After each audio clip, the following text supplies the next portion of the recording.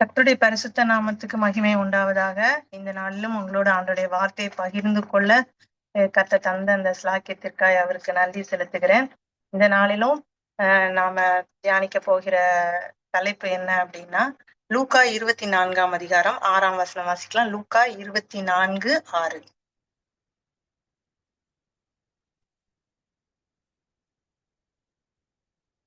இங்கே இல்லை, அவர் உயிர்த்தெழுந்தார். ஆமீன். அவர் இங்கே இல்லை, அவர் உயிர்த்தெழுந்தார். இந்த மாதிரி மத்தேயு 28:6 வாசிக்கலாம். மத்தேயு 28:6.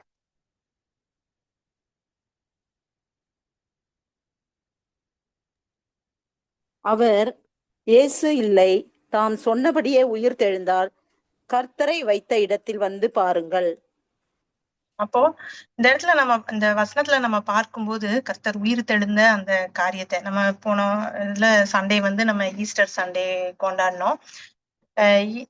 நம்ம அவர் உயிர் தெழுந்த அந்த அதை நினைவு கூறும்படியாய் நம்ம அதை கொண்டாடுகிற ஒரு காரியம். அப்ப அந்த உயிர் தெழுதலை குறித்து கொஞ்சம் தியானிக்கணும் அப்படின்னு சொல்லிட்டு ஆசையா இருந்தது. ஏன் ஆண்டவர் வந்து நமக்காக அடிக்கப்பட்டார் அப்படின்னு எல்லாருக்குமே தெரியும். நம்முடைய பாவங்களுக்காக, நம்முடைய அக்கிரமங்களுக்காக, நம்மளை மீட்டுக் கொள்ளுகிறதற்காக அவர் இந்த உலகத்துக்கு வந்து தன்னையே பலியாய் தந்தார். அந்த ஆதி காலங்கள்ல பழைய ஏற்பாட்டு காலத்துல ஒரு ஆடோ இல்ல ஏதோ ஒரு மிருகமோ பலி செலுத்தப்பட்டு அவருடைய பாவங்கள் முற்றிலுமாய் தீர்க்கப்படாததுனால மனுஷன் வந்து அவனுடைய மரணத்துக்கு அப்புறமும் அவன் பாதாளத்தின் பிடியில அவன் சாத்தானுடைய எப்படி ஏவாள் வந்து அந்த கனியை ஆதாமும் ஏவாளும் அந்த கனியை புசித்ததுனால அவர்கள் அந்த இழந்து போன அந்த கிருபைய மீட்டு தர்றதற்காக ஆண்டவர் நமக்காக அடிக்கப்பட்டார். அது எல்லாமே நம்மளுக்கு தெரியும். அப்போ நம்ம இன்னைக்கு ஆண்டவர் உயிர் தெழுந்ததுனால நடந்த காரியங்கள், ஆண்டவர் உயிர் தெழுவேன் அப்படின்ற காரியத்தை குறித்து நிறைய காரியங்கள் முன் அறிவித்திருந்தார். ஆனா ஜனங்கள் அதை விசுவாசிக்கல, ஜனங்கள் அதை அறியவில்லை. சீஷர்களுமே அவர் கூட இருந்துட்டு அவர் எல்லா காரியத்தையுமே அவர் முன் அறிவித்திருந்தார். இன்னைக்கு காலகட்டங்கள்லயும் நம்ம பார்த்தோம்னா இனி நடக்க போற காரியங்களும் இப்போ ஆக்சுவலா நம்ம இன்னைக்கு நாங்க கல்ஃப் கண்ட்ரீஸ்ல இருக்கிறவங்க உயிரோட இருக்கிறது ஆண்டுடைய பெரிய கிருபை. நான் நேத்து நைட்டு தூங்க போகும்போது என் பொண்ணு பக்கத்துல போய் படுத்துட்டேன். சொன்னேன், ஆண்டவருக்கு சித்தமா இருந்தா நம்ம காலையில கண் விழி போகும் அப்படின்னு சொல்லிட்டு. ஏன்னா நேத்து ராத்திரி ஒரு பெரிய ஒரு சிச்சுவேஷனா இருந்தது. நியூஸ் பாக்குறவங்களுக்கோ இல்ல கல்ஃப் கண்ட்ரீஸ்ல இருக்கிறவங்களுக்கோ தெரிஞ்சிருக்கும். ட்ரம்ப் ஒரு முடிவு எடுக்க போகிறாரு, இன்னைக்கு கெடு விதித்திருக்கிறாரு, இன்னைக்கு என்ன வேணா நடக்கும். அதனால கத்தார்ல எல்லாம் 2 days எல்லாமே ஷட் டவுன், ஸ்கூல்ஸ் எல்லாம் திரும்பியும் க்ளோஸ்டு, ஃபிளைட் எல்லாம் திரும்பியும் இது பண்ணி இவ்வளோ நாளா இந்த சூழ்நிலைகள் போயிட்டே இருக்குது. அப்ப இன்னைக்கு நைட்டு ஒரு முடிவு தெரியும் அப்படின்னு. இவ்வளவு நாளும் ரொம்ப நியூஸ் பார்க்கல. அப்ப நேத்து நைட்டு பார்க்கும்போது இன்னும் கொஞ்ச நேரத்துல தெரிஞ்சிரும் இந்தியன் டைம் இதுக்கு இந்த டைம்ல இந்த மாதிரி பிரச்சனை தெரியும் அப்படின்னு சொல்ற அடுத்த செகண்ட் வந்து சரியான மிசைல் சத்தம், அலர்ட். ரொம்ப நாளைக்கு அப்புறம் இப்பெல்லாம் செக்யூரிட்டி அலர்ட் ரொம்ப வரதில்ல, பீப்புள் பேனிக் ஆறாங்கன்ட்டு. அப்போ அப்படி வரும்போது ஓகே, ஜன்னல் எல்லாம் திரும்ப அதிருது, ரொம்ப சத்தமா ஒரு மாதிரி இருக்கும்போது இதுவா இருந்தது. ஆனா ஆண்டவர் ஒரு சமாதானத்தை தந்தார். போய் பொண்ணு பக்கத்துல படுத்துட்டு, தெரியல நம்ம காலையில எந்திரிக்கிறோமா என்ன, அது ஆண்டவருடைய சித்தம் தான். 2 விதமான எண்ணம் வந்து மனசுக்குள்ள இருந்தது. எல்லாம் வீடு எல்லாமே அமைதியா அப்படி ஒரு இதுவா இருக்குது. நம்ம சினிமால எல்லாம் பார்ப்போம்ல, ஒரு யுத்த களம் எப்படி இருக்கும், ஒரு ஒரு வெடி குண்டோ ஏதோ போட்டு எரித்து சுத்தமா சாம்பலான ஒரு இடம் எப்படி இருக்கும், அந்த மாதிரியும் ஆயிருந்திருக்கலாம் இன்னைக்கு காலையில மேபி. அப்ப காலையில ஏந்திரிப்போமா எந்திரிக்க மாட்டோமா இல்ல எப்படி இருக்கும் சிச்சுவேஷன், அது எதுவுமே தெரியாது. அதோட ஆண்டவர் சமாதானமான ஒரு நித்திரையை தந்தார். அப்பதான் மனசுக்குள்ள நினைச்சிட்டு இருந்தேன், ஆண்டவரே நீர் எங்களுக்காக மரித்து அடக்கம் பண்ணப்பட்டு உயிர் தெழுந்து எங்களுக்கு மீட்டு தந்த அந்த கிருபையினால இன்னைக்கு நாங்க என்னவா இருக்கிறோம், சமாதானத்தோட இருக்கிறோம். இந்த சமாதானத்தை தர்றதுக்கு தானே ஆண்டவரே நீர் எங்களுக்காக அடிக்கப்பட்டீர். அப்படி நிறைய காரியங்கள். அப்பதான் அந்த உயிர்த்தெழுதலை குறித்து ஆல்ரெடி தியானித்து வைத்திருக்கும் போது இன்னும் நிறைய காரியங்கள் சிந்தனைக்குள்ள ஓடிட்டே இருந்தது. அப்படியே தூங்கிட்டேன். நிறைய காரியங்களை ஆண்டவர் நம்மளுக்கு உணர்த்தி தராரு. ஆனா நம்மளுக்கு நம்ம அதை எப்படி அந்தந்த சூழ்நிலைகளுக்கு ஏற்றாப்பாரு அதை எப்படி நம்ம வாழ்க்கையில அப்ளை பண்றோம் அப்படின்றதுதான் அதுல முக்கியம். நம்ம ஆண்டவரோடு இருக்கிற தொடர்பு, நம்ம அவரோடு இருக்கிற ஐக்கியம். உண்மையா யாருக்கிட்டையும் கேட்கணும்லாம் தோணல, நீங்க எப்படி இருக்கீங்க, என்னமோ பயங்கர சத்தம்லாம் தான் இருந்தது, மோசமாதான் இருந்தது. ஒருவேளை ரொம்ப ஆச்சரியமாவும் இருந்தது மனசுக்குள்ள. சரி, ஆண்டவர் நமக்கு ஒரு சமாதானத்தை தந்திருக்கிறார். இதே மாதிரிதான் ஆண்டவருடைய பிள்ளைகள் அல்லாதவர்களுக்கும் இந்த சமாதானம் இருக்குமா அப்படிலாம் நிறைய யோசனைகள் அதெல்லாம். ஆனாலும் கர்த்தர் பெரியவர், நம்மளை பாதுகாக்கிறார், நம்மளை ஜீவனுள்ள ஒரு தேசத்துல ஜீவனோட இருக்கும்படியாக அவர் வைத்திருக்கிறார். அவருடைய உயிர்த்தெழுதலை குறித்தும் அந்த உயிர்த்தெழுதலினால நாம பெற்றுக்கொண்ட பாக்கியத்தை குறித்தும் நாம இன்னைக்கு தியானிக்கலாம். லூக்கா 20ஆம் அதிகாரம் 37, 38 வாசிக்கலாம். லூக்கா 20ஆம் அதிகாரம் 37, 38. அன்றியும் மரித்தோர் எழுந்திருப்பார்கள் என்பதை மோசேயும் முச்செடியை பற்றிய வாசகத்தில் காண்பித்திருக்கிறார். எப்படியெனில் கர்த்தரை ஆபிரகாமின் தேவன் என்றும் ஈசாக்கின் தேவன் என்றும் யாக்கோபின் தேவன் என்றும் சொல்லி இருக்கிறார். அவர் மரித்தோரின் தேவனாய் இராமல் ஜீவனுள்ளோரின் தேவனாய் இருக்கிறார். எல்லாரும் அவருக்கு பிழைத்திருக்கிறார்களே என்றார். ஆமென். ஆமென். அப்போ இங்க நமக்கு ஒரு கேள்வி வருது இல்ல, அவர் மரித்தோரின் தேவனாய் இராமல் அவர் என்னவா இருக்கிறார், ஜீவனுள்ளோரின் தேவனாய் இருக்கிறார் அப்படின்னு சொல்லப்பட்டிருக்கிறது லூக்கா 20:38. அதுக்கு முன்னாடி நம்ம பார்க்கும்போது ஆபிரகாமின் தேவனும் ஈசாக்கின் தேவனும் யாக்கோபின் தேவனுமா இருக்கிறார் அப்படின்னு சொல்லியிருக்கு. முச்செடி மோசே கிட்ட அவர் பேசும்போது நம்ம அந்த வசனத்தை கூட வாசிக்கலாம். யாக்கோபு 3ஆம் அதிகாரம் 15ஆம் வசனம். யாக்கோபு 3ஆம் அதிகாரம் 15ஆம் வசனம் வாசிக்கலாம். இப்படிப்பட்ட ஞானம் பரத்திலிருந்து இறங்கி வருகிற ஞானமாயிராமல். யாத்ராகமம் 3:11. மேலும் தேவன் மோசேயை நோக்கி, ஆபிரகாமின் தேவனும் ஈசாக்கின் தேவனும் யாக்கோபின் தேவனுமாயிருக்கிற உங்கள் பிதாக்களுடைய தேவனாகிய கர்த்தர் என்னை உங்களிடத்திற்கு அனுப்பினார் என்று நீ இஸ்ரவேல் புத்திரருக்கு சொல்வாயாக. என்றென்றைக்கும் இதுவே என் நாமம், தலைமுறை தலைமுறை தோறும் இதுவே என் பேர் பிரஸ்தாபம். அப்போ இங்கேயும் தேவன் மோசேகிட்ட சொல்லும் போது, நான் ஆபிரகாமின் தேவனும் ஈசாக்கின் தேவனும் யாக்கோபின் தேவனுமா இருக்கிறேன் அப்படின்னு சொல்றேன். அப்போ அங்க சொன்னவர் இங்கேயும் அதேதான் காரியம். அந்த காரியங்களை நான் இப்படி பழைய ஏற்பாட்டுல குறிப்பிட்டு இருக்கிற மாதிரி நான் ஆபிரகாமின் தேவனும் ஈசாக்கின் தேவனும் யாக்கோபின் தேவனும் அந்த வசனத்தை காண்பித்திருக்கிறேன். அப்போ அதுக்கு கீழே வசனம் பாத்தீங்கன்னா, அவர் மரித்தோரின் தேவனாயிராமல் ஜீவன் உள்ளோரின் தேவனாயிருக்கிறார், எல்லாரும் அவருக்குள் பிழைத்திருக்கிறார்களே என்றார். அப்போ ஆபிரகாம் ஈசாக்கு யாக்கோபு எல்லாம் ஆல்ரெடி மரித்துட்டாங்க தானே, அப்படிதானே? அப்போ எப்படி ஆண்டவர் அவங்களுடைய அவர் மரித்தோரின் தேவனாய் இல்ல அப்படின்னு சொல்றாரு, ஜீவனுள்ளோரின் தேவனாய் இருக்கிறார் அப்படின்னு சொல்றோம். அப்போ அவங்க உயிரோட இருக்காங்களா, அவங்க ஜீவித்து இருக்கிறாங்களா அப்படின்னு சொல்லிட்டு நமக்கு ஒரு கேள்வி வரும். இது எத்தனை பேருக்கு இந்த கேள்வி வந்திருக்கு சொல்லுங்க பாப்போம். சும்மா டைப் பண்ணலாம், இல்ல இது பண்ணிட்டு சொல்லலாம். உங்களுக்கு அப்படி தோணி இருக்கா? ஆண்டவர் தன்னை ஆபிரகாமின் தேவன், ஈசாக்கின் தேவன், யாக்கோபின் தேவன் சொல்றாரு. அவங்க மரித்த அடக்கம் பண்ணப்பட்டாங்க, அப்படிதானே? அப்ப எப்படி யாருக்கும் அந்த கேள்வி வரலையா? சரி, அப்ப அதை நம்ம அப்படியே வச்சுட்டு நம்ம ஆண்டோடைய மரணத்தை குறித்து இன்னும் கொஞ்சம் பார்த்துட்டு அதுக்கப்புறம் அதை போலாம். ஆண்டவர் தன்னுடைய மரணத்தை குறித்து அவர் வரும்போதே, அந்த உலகத்திற்கு வரும்போதே அவர் முன்னறிவித்திருந்தார். எல்லாம் நிறைய வசனங்கள். மார்க் 9:8-31 வாசிக்கலாம்.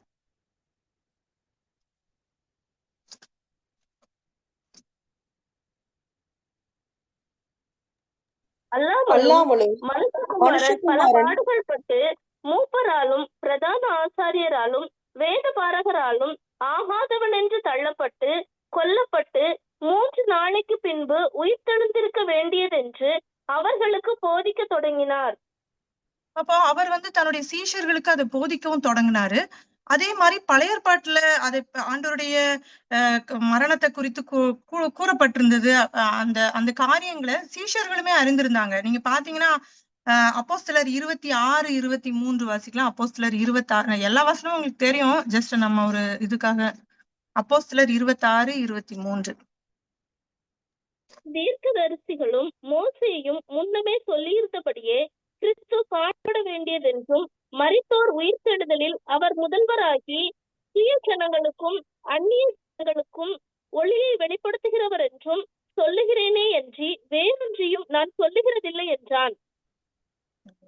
அப்போ அவர் அங்க மரித்தோர் அவர் மரித்து உயிர் தெழணும், அவர் முன்னடையாளமா ஒரு உயிர்த்தெழுதல் இருக்குது அப்படின்றதுக்கு ஒரு முன் அடையாளமாய் அவர் இருக்கணும் அப்படின்றது ஆல்ரெடி எல்லாமே கொடுக்கப்பட்டது. அப்போ ஒரு நம்ம ஆண்டவர் எந்த ஒரு காரியமா இருந்தாலும் அவர் இந்த உலகத்துக்கு சும்மா நம்ம ஒரு வந்து அவர் எல்லா காரியங்களையும் நடத்தும் போது எல்லா காரியங்களும் இது முன்ன அறிவிக்கப்பட்டது. அந்த எல்லாமே அங்கிருந்து எப்படி நான் ஆபிரகாமின் தேவன், ஈசாக்கின் தேவன், யாக்கோபின் தேவன் பழைய ஏற்பாட்டுல அவர் மோசே இடத்துல பேசின காரியங்களை அவர் இங்க அவர் தெளிவுபடுத்துறது போல எல்லா காரியங்களும் அவர் பழைய ஏற்பாட்டிலையும் சரி புதிய ஏற்பாட்டிலையும் சரி அவர் தெளிவுபட அங்க இப்படி சொல்லப்பட்டிருக்கிறது. இந்த மாதிரி காரியங்கள் நடக்க போகுது, இப்படி இருக்க போகுது, இப்படி நடக்க போகுது அப்படின்னு. இப்போ நடக்கிற சூழ்நிலைகளையும் கூட வேதம் நமக்கு என்ன பண்ணுது, எல்லா காரியங்களும் வேதத்துல இருக்குது. அப்ப நம்ம சீஷர்கள் அதை முதல்ல விசுவாசித்தாங்களா தெரியல, அவங்களுக்கு அத ஒரு மனுஷன் மரித்தா எப்படி உயிரோட எந்திரிக்க முடியும் அப்படின்ட்டு யோசிச்சாங்களா, இல்ல அந்த உயிர்த்தெழுதலை குறித்து அவங்களுக்கு அறியாமை இருந்ததா என்ன அப்படின்றது ரியலா புரியல. ஒருவேளை நம்மளும் நிறைய நேரங்கள்ல மரணத்தை குறித்ததான அதனாலதான் ஆண்டோடைய பிள்ளைகள் மரணத்தை குறித்து ஒரு நாள் என்ன பண்ணக்கூடாது, பயப்படக்கூடாது. நம்மளுக்கு இந்த உலகத்துல நம்ம வாழ்கிற வாழ்க்கை கொஞ்ச காலம். இந்த காலத்துல நம்ம அநேக பாடுகள், கஷ்டங்கள், பிரயாசங்கள், போராட்டங்களுக்குள்ளதான் நம்ம போயிட்டு இருக்கோம். ஆனா நித்திய காலமாய் ஆண்டவரோடு உயிர்த்தெழுந்து அவரோடு கூட வாழ்கிற ஒரு அனுபவம் நமக்கு கொடுக்கப்பட்டிருக்கிறது என்பதை நம்ம யோசிக்கும் போது நம்ம இதை குறித்து நித்திரை அடைந்த மற்றவர்களை போல மற்றவர்கள் துக்கித்துட்டு இருக்கிறத போல நித்திரை அடைந்தவர்களை குறித்து நம்ம துக்கித்து கொண்டிருக்கிற ஒரு இது இருக்கக்கூடாது அப்படின்ற ஒரு காரியம் நம்ம புரிந்து கொள்ள வேண்டும். 1 கொரிந்தியர் 15:4 வாசிச்சோம். 1 கொரிந்தியர் 15:4.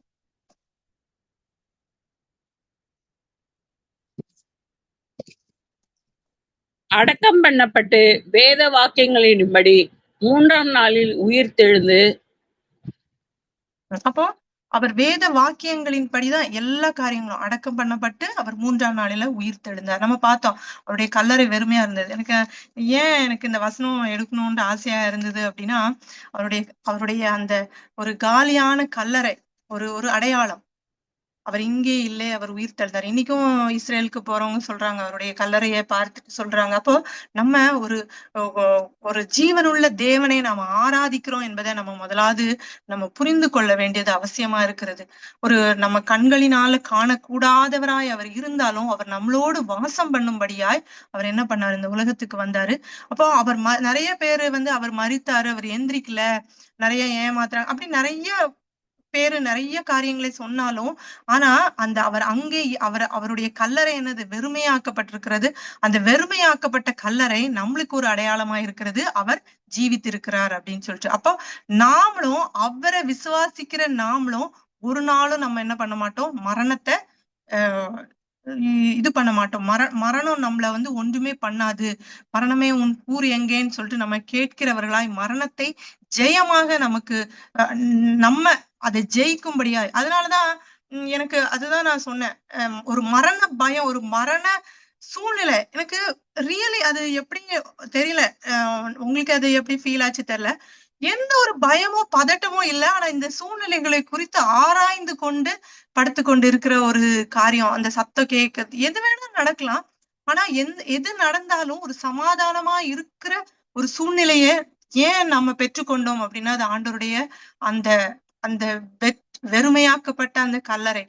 அவர் நம்மளுக்காக இப்ப ஒருவேளை அவர் மரித்தாரு, அவர் எழுந்திரிக்கல அப்படின்னா நம்மளுக்கு இந்த பாக்கியம் இல்லை. ஆனா இன்னைக்கு நம்ம ஆண்டவருடைய பிள்ளைகளா இருக்கிறோம். நம்ம மரணத்தை கண்டு நமக்கு ஒரு பயம் இல்லை அப்படின்னு சொன்னோம்னா கண்டிப்பா அது ஆண்டவருடைய பெரிய கிருபை. அவர் நமக்காக தந்தது. அவர் சிலுவையில நமக்காக தந்த அந்த கிருபையினாலதான் நாம இன்னைக்கு இப்படி இருக்கிறோம் அப்படின்றத நாம புரிந்து கொள்ள முடியும். அப்படியே வாழ்க்கையில நடக்கிற ஒவ்வொரு காரியங்களையும் நீங்க ஒருவேளை அது எனக்கு அது தோணும். ஒரு வாட்டியும் நான் அதை யோசிச்சுட்டே இருப்பேன் மைண்ட்ல. முன்னாடி நிறைய எப்ப பார்த்தாலும் டைம் இருக்கும்போது நிறைய மெசேஜ் கேட்கணும், நிறைய படிக்கணும், நிறைய இதை தெரிஞ்சுக்கணும், அதை தெரிஞ்சுக்கணும் அப்படின்ட்டு ஓடும். இப்பெல்லாம் ஒவ்வொரு சூழ்நிலைகளையும் அப்படியே யோசித்து எப்படி ஒரு மாடு அசை போடும்ல, இந்த சூழ்நிலை இப்படி நடந்திருக்கு, இதுல இருந்து நாம என்ன கற்றுக்கொள்ளுகிறோம், இதுல நம்ம எப்படி பேசி இருக்கணும், இதுல தப்பு அப்படி நம்ம ஒவ்வொரு காரியத்தையும் நம்ம அதை ஆராய்ந்து அலசி ஆராயும் போது நம்ம குறித்து எப்பொழுதுமே அதுதான் சொல்லுவாங்க. நம்மை நாமே நிதானித்து அறிகிறவர்களா இருந்தா நாம நியாயம் தீர்க்கப்படும் அப்படின்னு சொல்லிட்டு. எந்த ஒரு காரியமா இருந்தாலும், எந்த ஒரு சூழ்நிலையா இருந்தாலும், நான் இந்த இடத்துல இப்படி இது பண்ணேன். நம்ம வந்து எப்பவுமே எப்படி நம்மளுக்கு ஒரு இது இருக்கும் அப்படின்னா, நம்ம மற்றவர்களை குறித்து ஆராய்ஞ்சிட்டே இருப்போம். இந்த அக்கா இன்னைக்கு இப்படி பேசுனாங்க, இந்த அக்கா இந்த வார்த்தையை நம்மகிட்ட பேசிட்டாங்க, நம்ம ஹர்ட் ஆயிட்டோம், இல்ல நம்ம இப்படி பண்ணிட்டோம், இப்படி ஆயிடுச்சு, அப்படி ஆயிடுச்சுன்னு யோசிக்கிறத விட்டுட்டு, இன்னைக்கு இந்த சர்ச் போனோம், இன்னைக்கு இந்த மெசேஜ் கேட்டோம், இல்ல இன்னைக்கு இவங்களை மீட் பண்ணோம், இல்ல இவங்க இன்னைக்கு நம்ம கிட்ட பேசினாங்க, நம்ம நம்ம இதுக்கு எந்த அர்த்தம் சொன்னோம், இல்ல இந்த காரியங்களை இப்படி நம்மை நாமளே நிதானித்து கொண்டே இருக்கும்போது நமக்குள்ள நிறைய காரியங்கள் நமக்கு ஆண்டவர் வந்து நமக்கு உணர்த்துவார். இப்போ ஃபார் எக்ஸாம்பிள் நான் அது ரியலைஸ் பண்ணிருக்கேன், நீங்க எப்படின்னு தெரியல. ஒரு கோவம், ஒருத்தங்க நம்மள ட்ரிகர் பண்ணிட்டே இருக்காங்க, பயங்கர கோவமா வர ஒரு சிச்சுவேஷன், அப்படியே கோவத்துல கொந்தளித்து வார்த்தைகளை விடுகிற அந்த சிச்சுவேஷன்ல கூட நீங்க இந்த நிதானிக்கிற ஒரு அனுபவம் உங்களுக்குள்ள இருந்துச்சுன்னா, அடுத்த செகண்ட் உங்க மூளை என்ன பண்ணும்னா, இந்த சூழ்நிலையில ஆண்டவர் இருந்தா அவர் எப்படி ரியாக்ட் பண்ணுவாரு, இந்த சூழ்நிலையை எப்படி ஹேண்டில் பண்ணுவாரு, இல்லைன்னா ஆண்டவர் அவருடைய ஞானம் நமக்குள்ள இருந்ததுன்னா நம்ம இந்த சூழ்நிலைய நிறைய நேரங்கள்ல நான் அது எப்பவுமே உங்ககிட்ட சொல்லியிருக்கேன், யாராச்சும் உங்களை ட்ரிகர் பண்றாங்க அப்படின்னாலே அது பிசாசினுடைய ஒரு தந்திரம். மரணமும் ஜீவனும் நாவின் அதிகாரத்துல இருக்குது. பிசாசினுடைய ஒரே போராட்டம் நம்மளோட என்ன அப்படின்னா, நம்மள மரணத்துக்குள்ள கொண்டு போகணும். இச்சையானது கற்பந்தரித்து பாவத்தை பிறப்பிக்கும், பாவம் பூரணமாகும் போது மரணத்தை பிறப்பிக்கும். உயிர்த்தெழுதல் ஏன் உண்டாயிடுச்சு அப்படின்னா, நமக்கு ஜீவனை தர்றதுக்காக ஆண்டவர் உயிர்த்தெழுதலை கொண்டு வந்தார். அவர் உயிர் தெழுந்தார். அப்போ அந்த ஜீவனை நம்மிடத்துல இருந்து பிடுங்கிறதுக்காக அவன் போராடுவான். அப்ப நம்ம எதுல ஜாக்கிரதையா உள்ளவர்களா இருக்கணும்னா, என் ஜீவனை காத்து கொள்ளணும்னு சொல்லிட்டு நம்ம நிறைய காரியங்களை செய்யறோம். ஆனா முக்கியமான ஒன்று என்னது? மரணமும் ஜீவனும் நாவின் அதிகாரத்துல இருக்கிறது.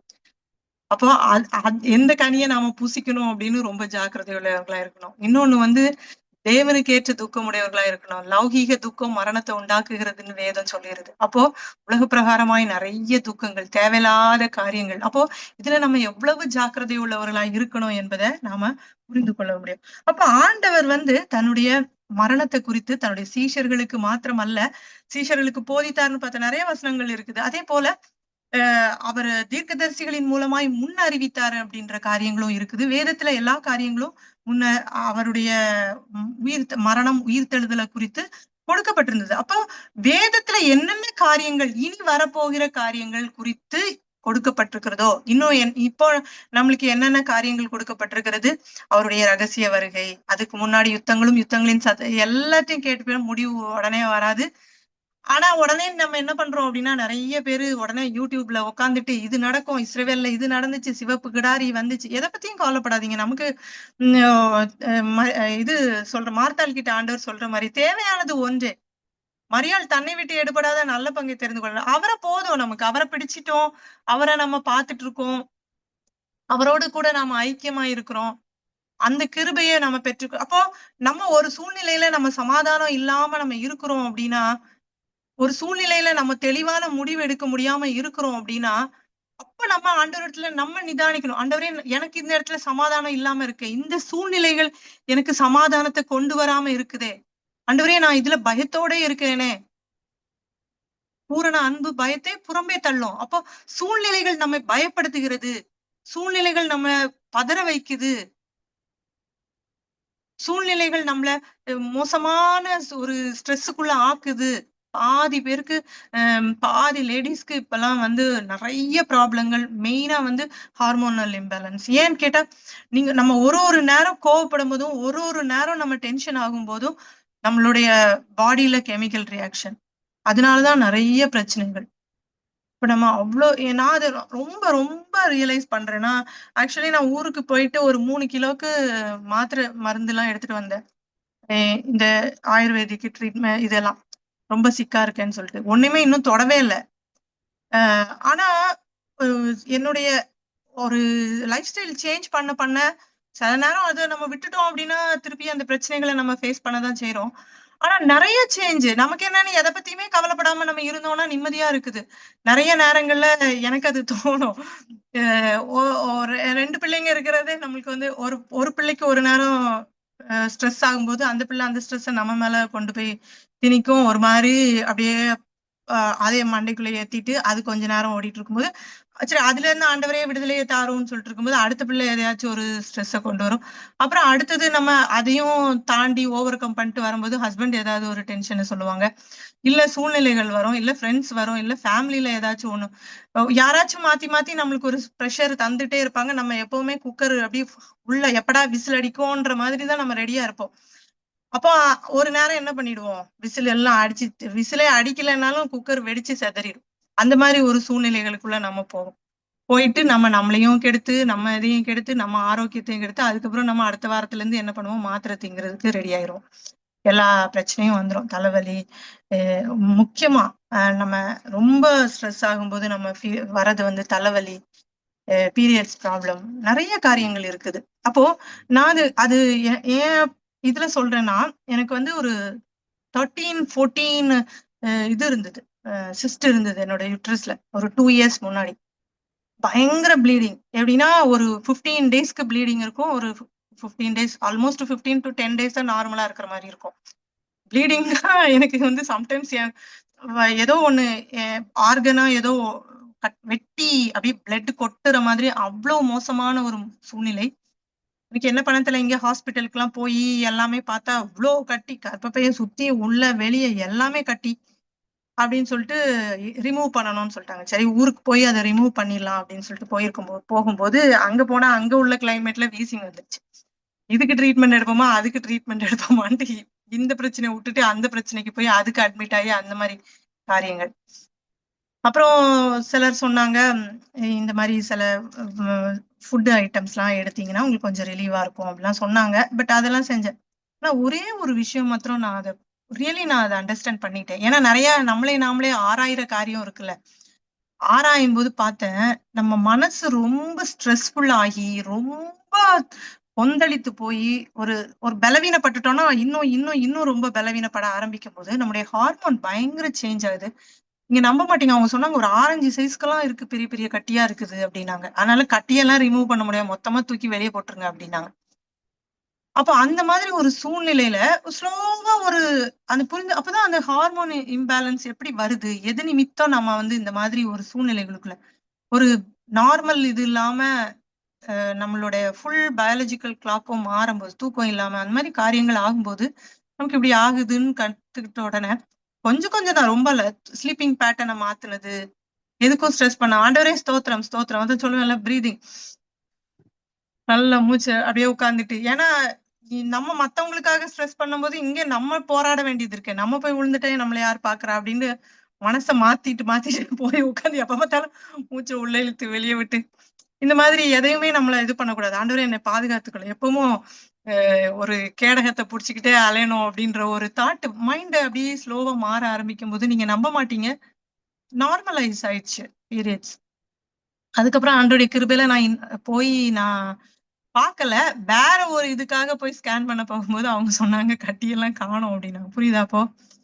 அந்த நம்ம கொந்தளிக்கும் போது அப்படியே நம்மளுடைய ஹார்மோன் இம்பேலன்ஸ்னால அப்படி இந்த என்ன சொல்றது, பூவை மொட்டு வச்சு அப்படியே சில நேரம் நம்ம செடிக்கு உரம் போட்டா மல்லிகை செடிலாம் அது பாட்டுக்கு மொட்டு வச்சு அப்படி புதுன்னு செடி ஃபுல்லா மொட்டா இருக்கும். தண்ணி ஊத்தாம விட்டோம்னா என்ன ஆகும், அவ்வளவு காஞ்சி கரிஞ்சு ஒண்ணும் இல்லாம போயிடும். அந்த மாதிரி நம்முடைய ஸ்ட்ரெஸ்ஸுக்கு நம்முடைய பிரச்சனைகளுக்கு நம்ம தண்ணி உரம் கொடுத்துட்டே இருக்கும்போது அதெல்லாம் பெருசாகி கட்டியெல்லாம் வந்த உடனே கட்டி என்ன பண்ணும், வெளிப்பட ஆரம்பிக்குது அதனுடைய விளைவுகள். அப்ப அதுக்கு நம்ம தீனி போடாம இருக்கும்போது அது என்ன ஆகுது, ஷ்ரிங்க் ஆயிடுச்சு, நிறைய ஷ்ரிங்க் ஆகி நார்மல் ஆகி அது நிமித்தம் வந்த பிரச்சனைகள் எல்லாம். அதுக்கப்புறம் போகல டாக்டர் கிட்ட. எனக்கு நிறைய நேரம் டாக்டர் சொல்லியிருக்கேன், நான் எப்பவுமே எனக்கு டாக்டர் மேல நம்பிக்கை இல்லை. ஆண்டவர் நம்மளுக்கு என்ன வச்சிருக்கிறாரோ அதுதான் நம்முடைய வாழ்க்கையில நடக்கும். நிறைய நேரம் அவருடைய சித்தத்திற்கு நம்ம அதுக்காக நான் டாக்டர்கிட்ட போகாதீங்க மாத்திரை திங்காதீங்கன்னு சொல்லல. நானும் நிறைய வச்சிருக்கேன், நிறைய சாப்பிடுறேன். பட் நம்மளுக்கு அவர்தான் உயிர் தெழுந்த நம்முடைய ஆண்டவர் நம்மளோடு கூட நம்ம மரணத்தை ஜெயிக்கும்படியாய் அவர் எல்லா காரியத்தையும் நமக்கு கற்றுக் கொடுத்திருக்கிறார். ஆனா நம்ம அநேக நேரம் நம்முடைய பலவீனங்களின் நிமித்தம், நம்முடைய சோர்வுகளின் நிமித்தம், நம்முடைய பாடுகளின் நிமித்தம் நம்ம போய் நம்ம ஒரு பிரச்சனைக்குள்ள மாட்டி அந்த பிரச்சனைய நம்ம இது பண்றோம் அப்படின்றது எனக்கு அந்த ஒரு அதுல இருந்து எனக்கு புரிஞ்சிச்சு. அப்ப நம்ம இந்த சூழ்நிலைகள் ஒரு எதுக்குனாலும் ஒரு ரூட் காஸ் இருக்கும். அந்த ரூட் காச தேடி கண்டுபிடித்து நம்ம அதை சரி பண்ணா மாத்திரம்தான். அப்ப விசுவாச வாழ்க்கையிலயும் சரி, எந்த ஒரு காரியத்துல, நான் இப்ப சொன்ன மரணமும் ஜீவனும் நாவின் அதிகாரத்துல இருக்கு. அப்போ அதுல பிரியப்படுகிறவர்களோ அதன் புதிய கனியை புசிப்பார்கள் இருக்கு. அப்ப நம்மளுடைய பிரியம் எங்க இருக்குது? நம்ம எதை நம்ம தேடுகிறோம்? மரணத்தை நம்ம தேடி மரணத்தின் காரியங்களுக்காய் நம்ம ஓடிக்கொண்டிருக்கிறோமா? ஜீவனுக்கான காரியங்களுக்காய் நம்ம ஓடிக்கொண்டிருக்கிறோமா? அதனாலதான் சொன்னேன், நம்முடைய சரீரத்தையும் நம்ம ஆராய்ந்து கொண்டே இருக்க வேண்டியது அவசியம். அதுக்காக சிலர் ரொம்ப போட்டு தன்னை வருத்தி ஸ்ட்ரெஸ் பண்ற அந்த ஸ்ட்ரெஸ்ஸ சொல்லல. இதுல நம்ம ஆண்டவர் எப்படி செயல்பட்டிருப்பாரு? ஒரு மனுஷனிடத்துல நம்ம பேசும்போதும் சரி, ஒரு நிதானத்தோட, சிலர் அதான் எப்பவுமே சொல்லுவேன், ஒருத்தங்க உங்களை கால் புலன்னு கத்துறாங்க அப்படின்னா அவங்க பீஸ்ஃபுல்லா இல்லைன்னு அர்த்தம். அப்போ அவங்க பீஸ்ஃபுல்லா இல்லாம அவங்களுடைய இதை கொண்டு நம்ம மேல திணிச்சிட்டு நம்ம கடைசியில அவங்கள மாதிரியே நம்ம பிஹேவ் பண்ணுவோம். அப்படிதானே? அப்போ அதுல ஒரு இதுவும் இல்லை. அது மாதிரி மத்தவர்களை ஜட்ஜ் பண்ற காரியம், ஒரு விஷயம் அவங்க பண்ணிட்டாங்க அப்படின்னா அதனால அவங்க அப்படிப்பட்டவர்கள் அப்படின்னா அப்படிலாம் ஒண்ணுமே கிடையாது. சூழ்நிலைகள் மனுஷனை மாற்றுகிற ஒரு காரியம். நம்மளையுமே அப்படிதானே? இப்போ ஆண்டவர் இந்த காரியங்கள்ல நம்மளுக்கு ஒரு ஒரு விஷயங்களையும் நமக்கு கற்றுக் கொடுக்கிறார். சூழ்நிலைகளின் மூலமாய் கற்றுக் கொடுக்கிறார், மனுஷன் மூலமா கற்றுக் கொடுக்கிறார். அப்ப நம்ம கற்றுக்கொள்ளல அப்படின்னா நம்ம என்ன பண்ண மாட்டோம்? நான் எப்பவும் அதுதான் சொல்லுவேன். இஸ்ரவேல் ஜனங்களை கானானுக்குள்ள கொண்டு வந்து விட்ட உடனே ஆஹ் அவங்களுக்கு இளைப்பாறுதலை கொடுத்தாரு. ஆனா அவர்களுக்கு கொஞ்சம் விரோதிகளையும் சத்துருக்களையும் அவங்களுக்காக மிச்சம் வச்சாரு. ஏன் அப்படின்னு பார்த்தா அவங்க இல்லைன்னா என்ன பண்ணுவாங்க? அவங்களுடைய கைகள் யுத்தம் செய்யாம ஓய்ந்து போயிருக்கும். எப்பவுமே அதை ஒண்ணு நினைச்சுக்கோங்க. ஏன் என் கைகள் யுத்தம் செஞ்சுட்டே இருக்குது அப்படின்னா பெரிய யுத்தத்துக்கு உங்களை பழக்குவிக்கிறார். எவ்வளவு போராட்டம் என் குடும்பத்துல, எவ்வளவு பிரச்சனைகள். எப்பவுமே போராட்டம்னு நினைச்சா மாத்திரம்தான் போராட்டம்.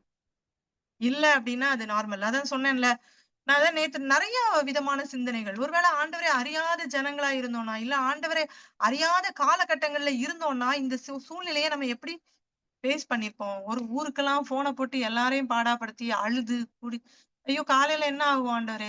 எனக்கு கூட செல்விக்கு கால் பண்ணணும்னு தோணுச்சு. கத்தார்லயே இவ்வளவு சத்தம் கேக்குது, பாவம் பெஹ்ரைன் என்ன இருக்கோ அப்படின்லாம் அப்படி சிரிச்சுட்டு விட்டேன். என்ன செல்வியுடைய விசுவாசம் அதை விட மேலானது. எப்பவும் ஆண்டவருக்கு ஸ்தோத்திரம் சொல்றோம். நிறைய பேருக்கு அவருடைய விசுவாசத்தை பார்க்கும்போது ரொம்ப ஆச்சரியமா இருக்கும். இப்போ அப்போ நம்மளுக்கு சந்தோஷமா இருக்குல்ல, நம்முடைய ஆண்டவர் நம்மளுக்காக உயிர்த்தார், நம்மளுக்காக எல்லா காரியங்களையும் செய்து வைத்துட்டார், முடித்துட்டார். மரித்தோரின் தேவனாயிராமல் ஜீவனுள்ளோரின் தேவனாயிருக்கிறார். நம்மளுக்கு ஜீவனை கொடுக்கறதுக்காக தன்னுடைய ஜீவனை அவர் கொடுத்தார். அப்போ அந்த தன்னுடைய மரணத்தை குறித்தும் தன்னுடைய உயிர்த்தெழுதலை குறித்தும் முன் அறிவித்த தேவன் முன் அடையாளங்களை நமக்கு காண்பித்துட்டு போனாரு. அறிவித்தது மாத்திரம் இல்ல, நம்முடைய கண்கள் காணும்படி அதை முன் அடையாளப்படுத்தினார். நம்ம பார்த்தோம்னா யோவான் 11ஆம் அதிகாரம் 23, 24, 25 வாசிக்கலாம். யோவான் 11, 23, 24. மார்த்தாள் இயேசுவினிடத்தில் வந்து, ஆண்டவரே, நீர் இங்கே இருந்தீரானால் என் சகோதரன் மரிக்க மாட்டான். இப்பொழுது நீர் தேவனிடத்தில் கேட்டுக்கொள்வது எதுவோ அதை தேவன் உமக்கு தந்தருள்வார் என்று அறிந்திருக்கிறேன் என்றாள். இயேசு அவளை நோக்கி, உன் சகோதரன் உயிர் தெழுந்திருப்பான் என்றார். அப்போ இந்த இடத்துல நம்ம பார்க்கும்போது 23, 24 அதற்கு மார்த்தாள், உயிர்த்தெழுதல் நடக்கும் கடைசி நாளில் அவனும் உயிர் தெழுந்திருப்பான் என்று அறிந்திருக்கிறேன் என்றாள். இயேசு அவளை நோக்கி, நானே உயிர்த்தெழுதலும் ஜீவனுமாய் இருக்கிறேன். என்னை விசுவாசிக்கிறவன் மரித்தாலும் பிழைப்பான். உயிரோடு இருந்து என்னை விசுவாசிக்கிறவன் எவனும் என்றென்றைக்கும் மறியாமலும் இருப்பான். இதை விசுவாசிக்கிறாயா என்றார்.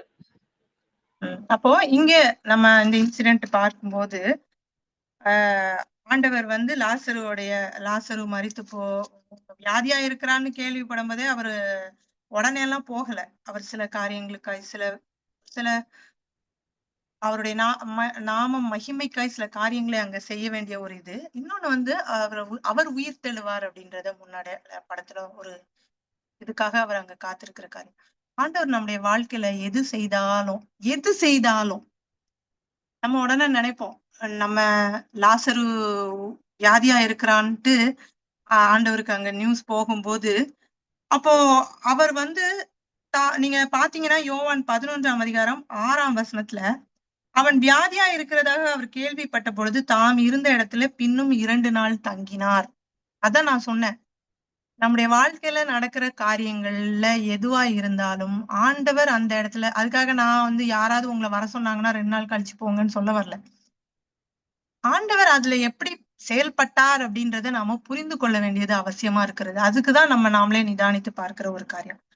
அப்போ திருப்பி அங்க அவங்க போறாங்க. அப்போ அங்க போகும்போது அவர் அங்க சொல்லுகிற ஒரு காரியம், லாசரு மரித்து போனான் அப்படின்னு சொல்லிட்டு அவர் அங்க சொல்றாரு. அப்ப நான் அங்கே இராததினாலே நீங்கள் விசுவாசம் உள்ளவர்களாகிறதற்கு ஏது உண்டென்று உங்கள் நிமித்தம் சந்தோஷப்படுகிறேன். இப்பொழுது அவனிடத்திற்கு போவோம் அப்படின்னு சொல்றாரு. அப்ப போயிட்டுதான் அங்க போகும்போது ஆண்டவர் வந்து மாத்தாள்கிட்ட பேசுற ஒரு காரியம். ஆண்டவர் என்ன சொல்றாரு, உன் சகோதரன் உயிர் தெழுந்திருப்பான் அப்படின்னு சொல்றாரு. அப்போ யூதர்கள்ல அந்த சதுசேயர் வந்து உயிர்த்தெழுதல்ல விசுவாசம் இல்லாதவங்க, பரிசேயர் மற்றவர்கள் யூதர்கள் எல்லாருமே உயிர்த்தெழுதலை குறித்து அவங்களுக்கு நம்பிக்கை இருந்தது. நம்மளுக்கு மாதிரி நம்மளும் உயிர்த்தெழுவோம், ஆண்டவர் உயிர்த்தெழுந்தார், ஆண்டவர் எதெல்லாம் இந்த உலகத்துல செய்தாரோ அதெல்லாம் நம்மளுக்கும் நடக்கும் அப்படின்றது. அப்போ அங்க பார்க்கும்போது என்ன சொல்றா, உயிர்த்தெழுதல் நடக்கும் கடைசி நாளில அவனும் உயிர்த்தெழுந்திருப்பான் அப்படின்னு சொல்லும்போது ஆண்டவர் என்ன சொல்றாருன்னா, நானே உயிர்த்தெழுதலும் ஜீவனுமா இருக்கிறேன், என்னை விசுவாசிக்கிறவன் மரித்தாலும் பிழைப்பான், உயிரோடு இருந்து என்னை விசுவாசிக்கிறவனும் என்றென்றைக்கும் மறியாமலும் இருப்பான், இதை விசுவாசிக்கிறாயா என்றார். ஆனா நான் அதை விசுவாசிக்கிறேன் அப்படின்னு சொல்றான். அதுக்கப்புறம் அந்த நிறைய காரியங்கள், மரியாளை மீட் பண்ற ஒரு காரியம். அப்போ அங்க கல்லறையின் இடத்துல ஆண்டவர் போறார். அப்ப மாத்தாள் சொல்றார், 4 நாள் ஆயிடுச்சே நாருமே ஆண்டவரே அப்படின்னு சொல்லும்போது ஆண்டவர் என்ன சொல்றார், நீ விசுவாசித்தால் தேவனுடைய மகிமையை காண்பாய்.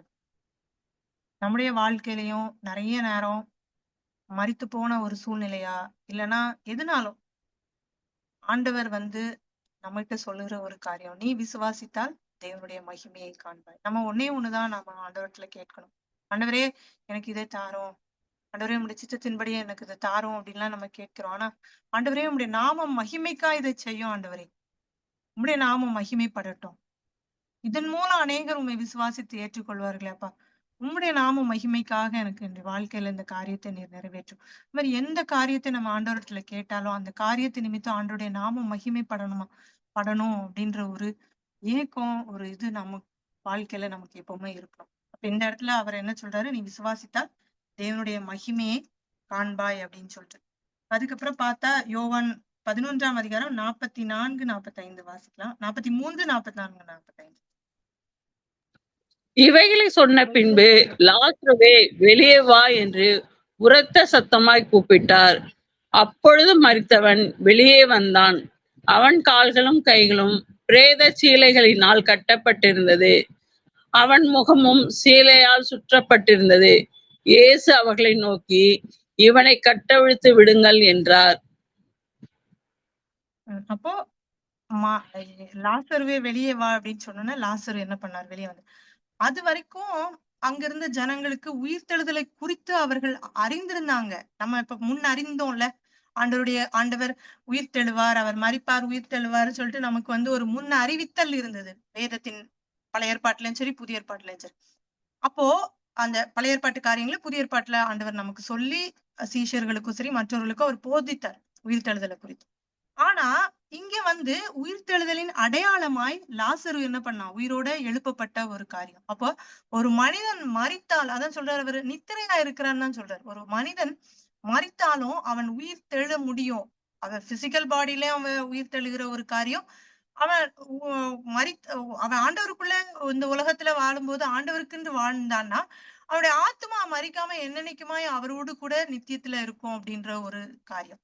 அப்போ அவன் லாசரு மரித்தாலும் அவன் உயிர் தெழுவான். ஆண்டவரால ஒரு மரித்தானாலும் உயிர்ப்பிக்க முடியும். அதே மாதிரி ஆண்டவர் மரித்தார்னா அவர் உயிரோட வர முடியும் அப்படின்ற ஒரு இதுக்கு அவர் மரணத்துக்கு முன்பாகவே அவர் என்ன பண்ணாரு, முன் அடையாளமாய் நம்முடைய அதாவது நம்ம என்ன நினைக்கிறோம்னா, நிறைய நேரம் இப்ப இந்த சூழ்நிலைகளை, அதனால்தான் நம்ம இந்த சூழ்நிலைகள், இந்த காரியங்கள், நம்முடைய வாழ்க்கையில நடக்கிற காரியங்கள் எல்லாத்துக்குமே ஆண்டவர் ஒரு முன் அடையாளத்தை தான் நம்மளுக்கு சொல்லிட்டு போயிருக்காரு. நம்மள கண்ணை கட்டி காட்டுல விடுகிற ஒரு காரியத்தை அவர் ஒரு நாளும் அவர் செய்யறதே இல்லை. எல்லாவற்றுக்குமே ஒரு முன் அடையாளம் இருக்கும். இன்னும் நம்ம பார்த்தோம் அப்படின்னா, மத்தேயு 12ஆம் அதிகாரம் 39-40 வசனம் வாசிக்கலாம். மத்தேயு 12:39-40.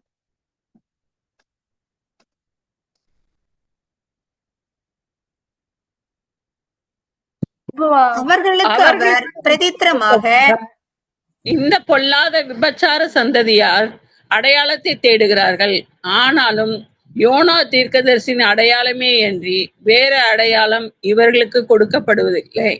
யோனா இரவும் பகலும் 3 நாள் ஒரு பெரிய மீனின் வயிற்றில் இருந்தது போல மனுஷகுமாரனும் இரவும் பகலும் 3 நாள் பூமியின் இருதயத்தில் இருப்பார். அப்போ இங்க பார்க்கும்போது நம்ம யோனாவின் ஒரு அடையாளத்தை பாக்குறோம். யோனாவின் அடையாளம் நம்ம எல்லாருக்குமே தெரியும். மனுஷகுமாரன் எங்க இருந்தாரு? 3 நாள் அங்க இருப்பாரு அப்படின்னு சொல்லிட்டு. அப்ப அப்படி சொல்லும் போதும் நிறைய பேருக்கு அங்க என்னது இல்ல புரிஞ்சிருக்காது. கண்டிப்பா சீஷர்களுக்கு இப்போ ஒருவேளை பேதுருவுக்கு இன்னைக்கு நம்ம படிச்சு இந்த வாசிச்ச காரியத்துல பேதுரு ஏன் மறுதளித்தாருன்னா பயம், மரணத்தை குறித்ததான ஒரு பயம், நம்மளை கொன்னு போட்டுருவாங்களோ அப்படின்ட்டு.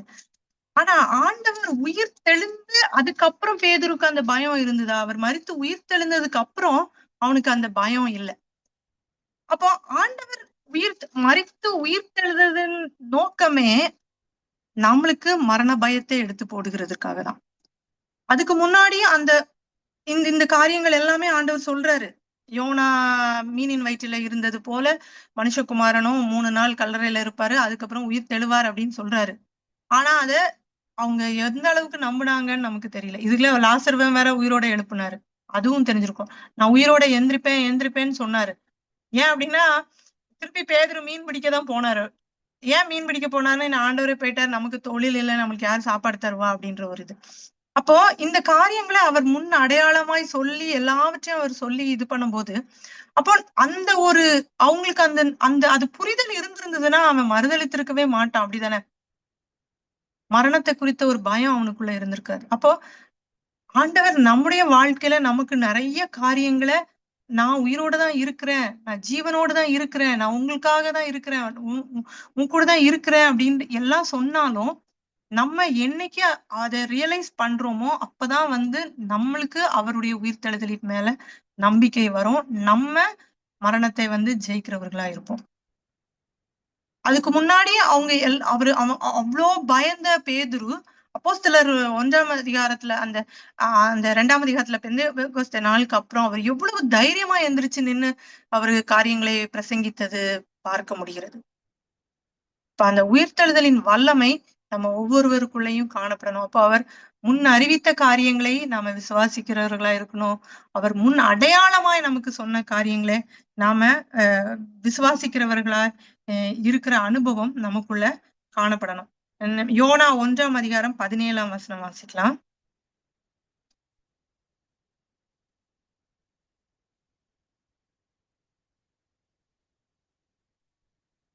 யோனாவை விழுங்கும்படி ஒரு பெரிய மீனை கர்த்தர் ஆயத்தப்படுத்தி இருந்தார். அந்த மீன் வயிற்றிலே யோனா ராப்பகல் 3 நாள் இருந்தான். அப்ப இங்க நம்ம பார்க்கும்போது இந்த காரியங்கள் அப்போ வேதத்துல கொடுக்கப்பட்ட அதான் நான் அந்த ரெஃபரன்ஸ்க்காக இதை வாசிக்கிறது. அப்போ அந்த வேதத்துல கூறப்பட்ட எல்லா காரியங்களும் நமக்கு என்னவா இருக்கிறது? ஒரு முன் அடையாளமாய் நமக்கு ஆண்டவர் என்ன பண்ணியிருக்கிறார்? அப்போ கொடுத்திருக்கிறார். அப்போ மரித்தோரின் உயிர்த்தெழுதலை குறித்து ஆண்டவர் அவர் இந்த உலகத்துல இருக்கும்போது அவர் நமக்கு கற்றுக் கொடுத்திருக்கிறார். அப்போ நம்ம என்ன விசுவாசத்துல இருக்கிறோம்? மரணத்தை குறித்து நாம பயந்து கொண்டு இருக்கிறோமா? இல்ல நமக்கு மரணமா? இல்ல நம்மளை சார்ந்தவர்கள் மரணம்? எதுவா இருந்தாலும் நம்ம நிறைய நேரங்கள்ல வியாதியோடு பலவீனத்தோடு ஒருத்தவங்க போராடிட்டு இருக்கும்போது நம்ம ஐயோ அவங்களுக்கு என்ன ஆகுமோ என்ன ஆகுமோன்னு நம்ம பயப்படுகிற ஒரு சூழ்நிலை.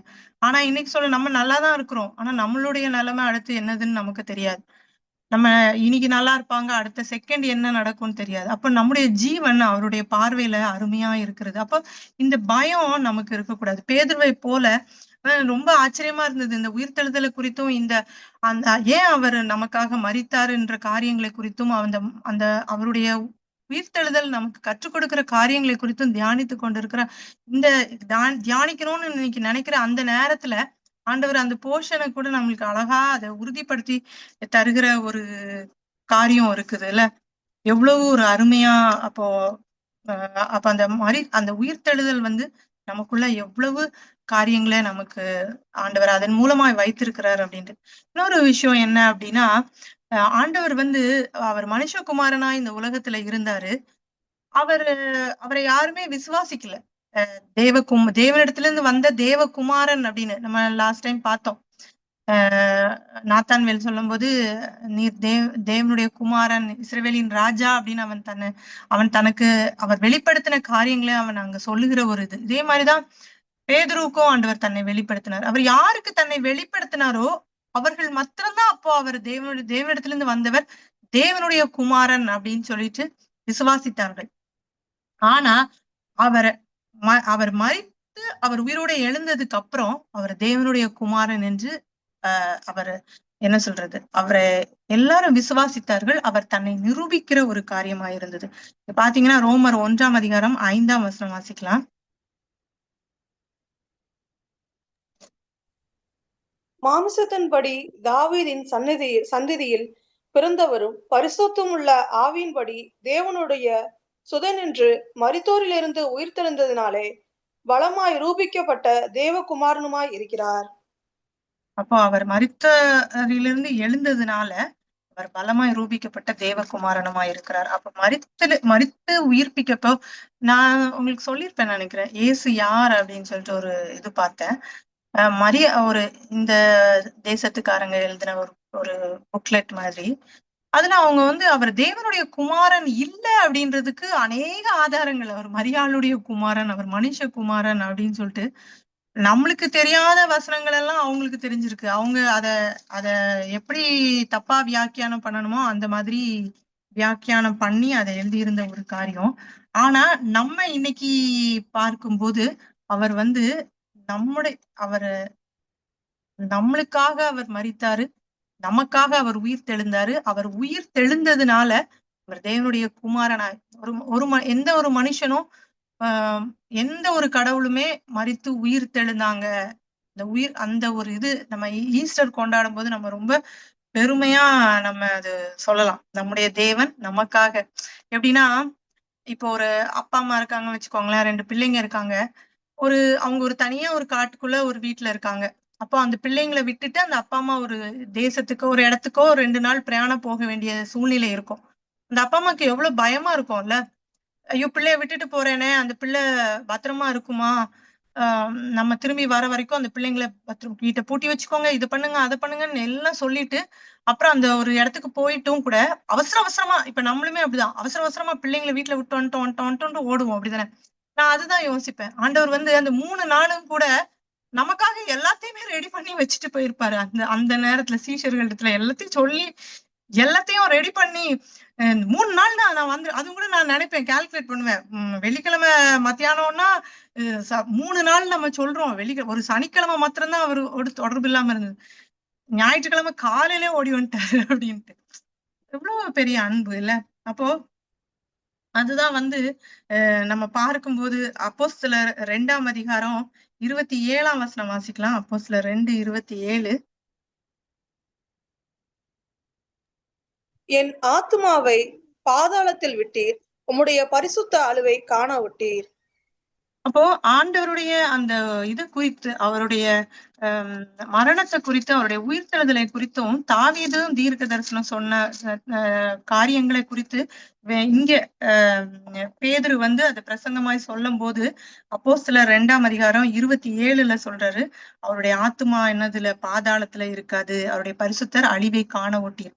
அப்ப ஆண்டவர் வந்து இந்த உலகத்துக்கு வந்தாலும் அந்த பாதாளத்துக்கு அவர் போக மாட்டாரு, அங்க அழிவை காண மாட்டார் அப்படின்னு சொல்லிட்டு. நீங்க இன்னும் அந்த வசனம் வாசிக்கலாம். அப்போஸ்தலர் 2:அதிகாரம் 31 ஆக்சுவலா 30-31 வாசிக்கலாம்.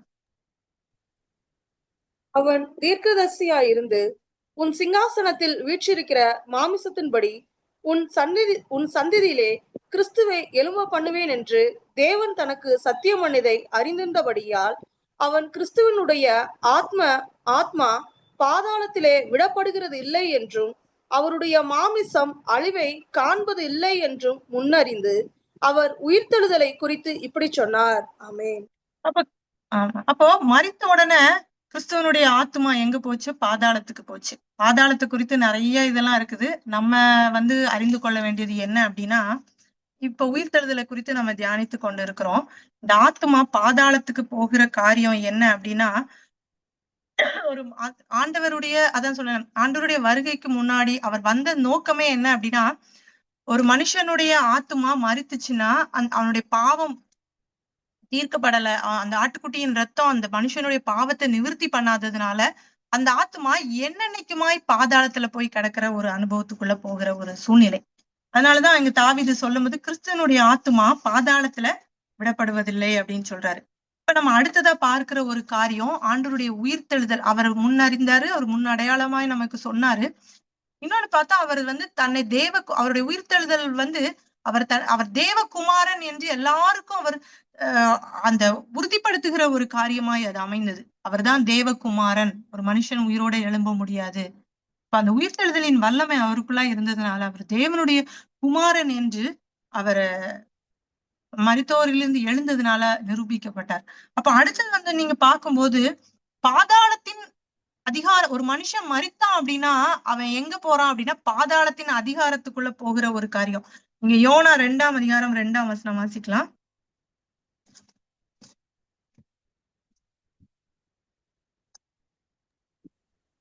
என் நெருக்கத்தில் நான் கர்த்தரை நோக்கி அதானக்கா ஆமா, என் நெருக்கத்தில் நான் கர்த்தரை நோக்கி கூப்பிட்டேன், அவர் எனக்கு உத்தரவு அருளினார்.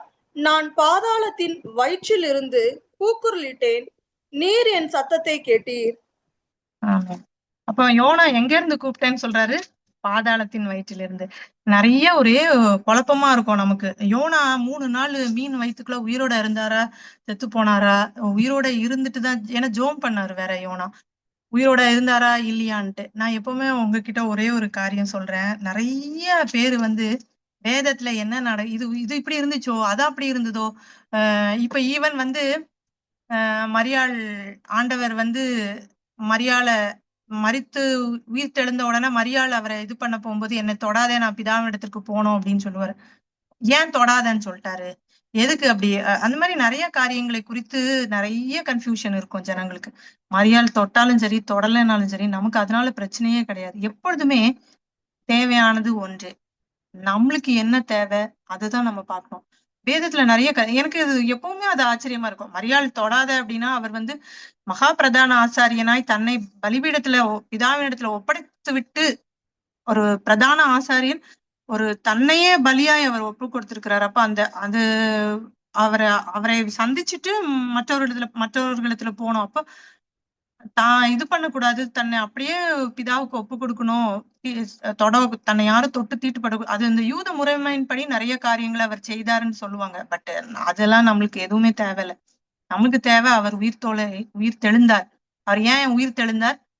ஒரு மனுஷன் மரித்தான்னா அவனுடைய ஆத்மா எங்க போகுது? பாதாளத்துக்கு போகுது. பாதாளத்துல போனா பாதாளத்துல என்ன இருக்கும்? அங்க பூச்சி புழு எல்லாம் இருக்கும். எல்லா பிரச்சனைகளும் எல்லா வேதனைகளும் நரகத்துல இருக்குது. அப்போ இந்த பாதாளத்தின் வல்லமைக்கு நம்மளை மீட்டுக் கொள்ளும்படியா ஆண்டவர் என்ன பண்ணாரு? மரித்து பாதாளத்துக்கு போனாரு. இப்போ நம்ம இருக்கிறோம், ஒரு நம்மளே ஒரு மோசமான ஒரு அந்தமான் ஜெயில் மாதிரி ஒரு இடம்னு வச்சுக்கோங்களேன். அங்க வந்து இல்ல நம்ம சொந்தக்காரங்களோ, நம்ம நெருக்கமானவர்களோ, நம்ம சகோதர யாரோ ஒருத்தரை வந்து ஏதோ ஒரு இடத்துல சிறைக்குள்ள போட்டு வச்சுட்டாங்க. அது எங்கெங்கயோ போய் எப்படியோ போகணும். சாதாரணமா அந்த இடத்துக்கு போக முடியாது. நிறைய ஒரு கப்பல்ல பிரயாணம் பண்ணிட்டு இப்படிதான் போய் அந்த இடத்துல போய் அவங்கள மீட்டு கொண்டு வரணும் அப்படின்னா, நம்ம அந்த போகிற வழி இருக்குல்ல, அதுல நம்மளுக்கு மரணம் வரும்ன்ட்டு நமக்கு இருந்துச்சுன்னா நம்ம போவோமா? போனேன்னா நீ காப்பாத்தப்பட்டு நீ உயிரோட திரும்பி வர்றதே நிச்சயம் கிடையாது. அப்போ நீ போய் அவங்கள காப்பாத்திட்டு வரணும் அப்படின்றது வந்து எவ்வளவு பெரிய ரிஸ்கா இருக்கும். அதே மாதிரிதான் ஆண்டவர் வந்து அப்ப பாதாளத்துக்கு போகணும் அப்படின்னா, அந்த பாதாளத்துல அடிமைப்பட்டு இருக்கிற மனுஷனை மீட்டு கொண்டு வரணும் அப்படின்னா அவர் என்ன பண்ணணும்? அங்க போகணும். அவர் மரிக்கணும். ரத்தம் சிந்தினாரு, நமக்காக விடுதலை தந்தாருலாம் இருக்கிற காரியங்கள் இருக்கு. ஆனா அந்த பாதாளத்தின் வல்லமையிலிருந்து மனுஷனை விடுவிக்கணும் அப்படின்னா அவர் அந்த இடத்துக்கு போய் தான் அந்த மனுஷனை மீட்கணும். எப்படி போக முடியும்? பாதாளத்துக்கு மரிக்கணும். மரித்துதான் அவர் போகணும். அப்போ அது உடனே சொல்லிருவாங்க, இன்றைக்கு நீ பரதீசில் இருப்பாயின்னு சொன்னாரு. பரதீசு நிறைய குழப்பங்கள், நிறைய காரியங்கள் இருக்கு. பரதீஸ்னா என்னது? மேல ஒரு பரதீஸ் இருக்கு, கீழே. இப்ப பைபிள் காலேஜ்ல படிக்கும்போது அதெல்லாமே ஒரு டாபிக்கா இருக்கும். நான் என்ன சொல்றேன்னா, பாதாளம், தாழ்ந்த பாதாளம்னு ஒண்ணு இருக்கு. மேல பாரடைஸ்னு ஒரு இளைப்பாறுகிற இடம் இருக்கு. ஆண்டவர் என்ன பண்ணாருன்னா, நம்ம எல்லாம் ஆண்டவருடைய மரணத்துக்கு முன்னாடி மரித்த எல்லா ஆவிகளும் எங்க போய் இருந்ததுன்னா பாதாளத்துலதான் அடைப்பட்டு கிடந்தது. அந்த பாதாளத்திலிருந்து ஜனங்களை என்ன பண்ணாரு? மீட்டு கொண்டு வெளியே வந்தார். அப்போ அந்த பாதாளத்தின் வல்லமைய அவர் என்ன பண்ணாரு? அது மீட்கும்படியாய் அது ஒரு பெரிய டாஸ்கா இருந்தது. அதுக்குதான் பிசாசுக்கு அது தெரியக்கூடாது, அந்த சித்தம் தெரியக்கூடாதுன்றதுக்காக தான் அவர் வந்து எல்லாவற்றுக்கும் தன்னை ஒப்பு கொடுத்து தன்னை சிலுவை மரணத்துக்கு ஒப்பு கொடுத்தாரு. ஏன்னா தான் மறிக்கப்படணும். இவன் என்ன அவனுக்கு அது தெரிஞ்சிருந்ததுன்னா அவன் அந்த மரணத்துக்கு இது பண்ணிருக்க மாட்டான்.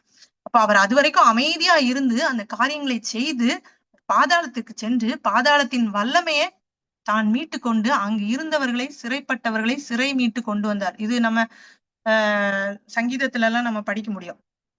அப்போ அந்த காரியங்களே ஆண்டவர் நமக்காக செய்தார். அப்ப உயிர்த்தெழுதல் அப்படின்றது ஆண்டோடைய உயிர்த்தெழுதலின் மேன்மையை குறித்து நம்ம தியானிக்கிற நாம இந்த காரியங்களை கற்றுக்கொண்டோம்னா தேவையில்லாத அதான் நிறைய இது எதுக்கு நடந்துச்சு, அதே மாதிரி அதுதான் நானும் யோசிப்பேன். ஏன் இவங்களுக்கு யோனா என் மீன் வயிற்றுல உயிரோட இருந்தானா இல்லையா, அதெல்லாம் நமக்கு பிரச்சனை இல்லை.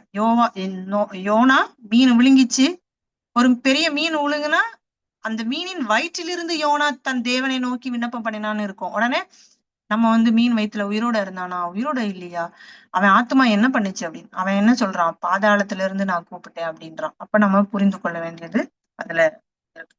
ஸோ நம்ம எல்லாவற்றுக்கும் லிட்ரல் மீனிங் தேடிட்டே இருக்கிற காரியங்கள் இருக்கக்கூடாது. இன்னொன்னு பாத்தீங்கன்னா, ஓசியா 13ஆம் அதிகாரம் 14ஆம் வசனம் வாசிக்கலாம்.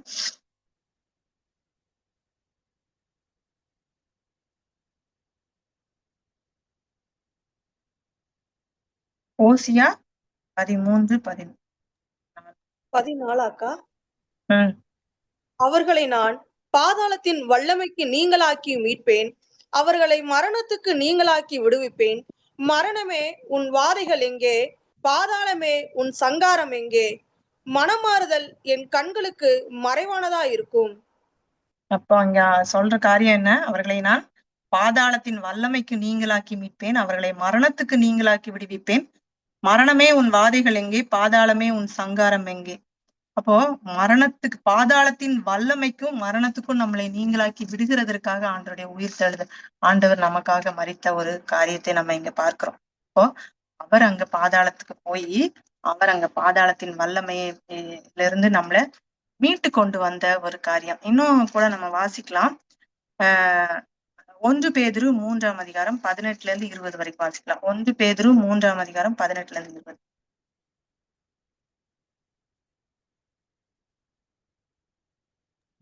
வேலைக்காரரே,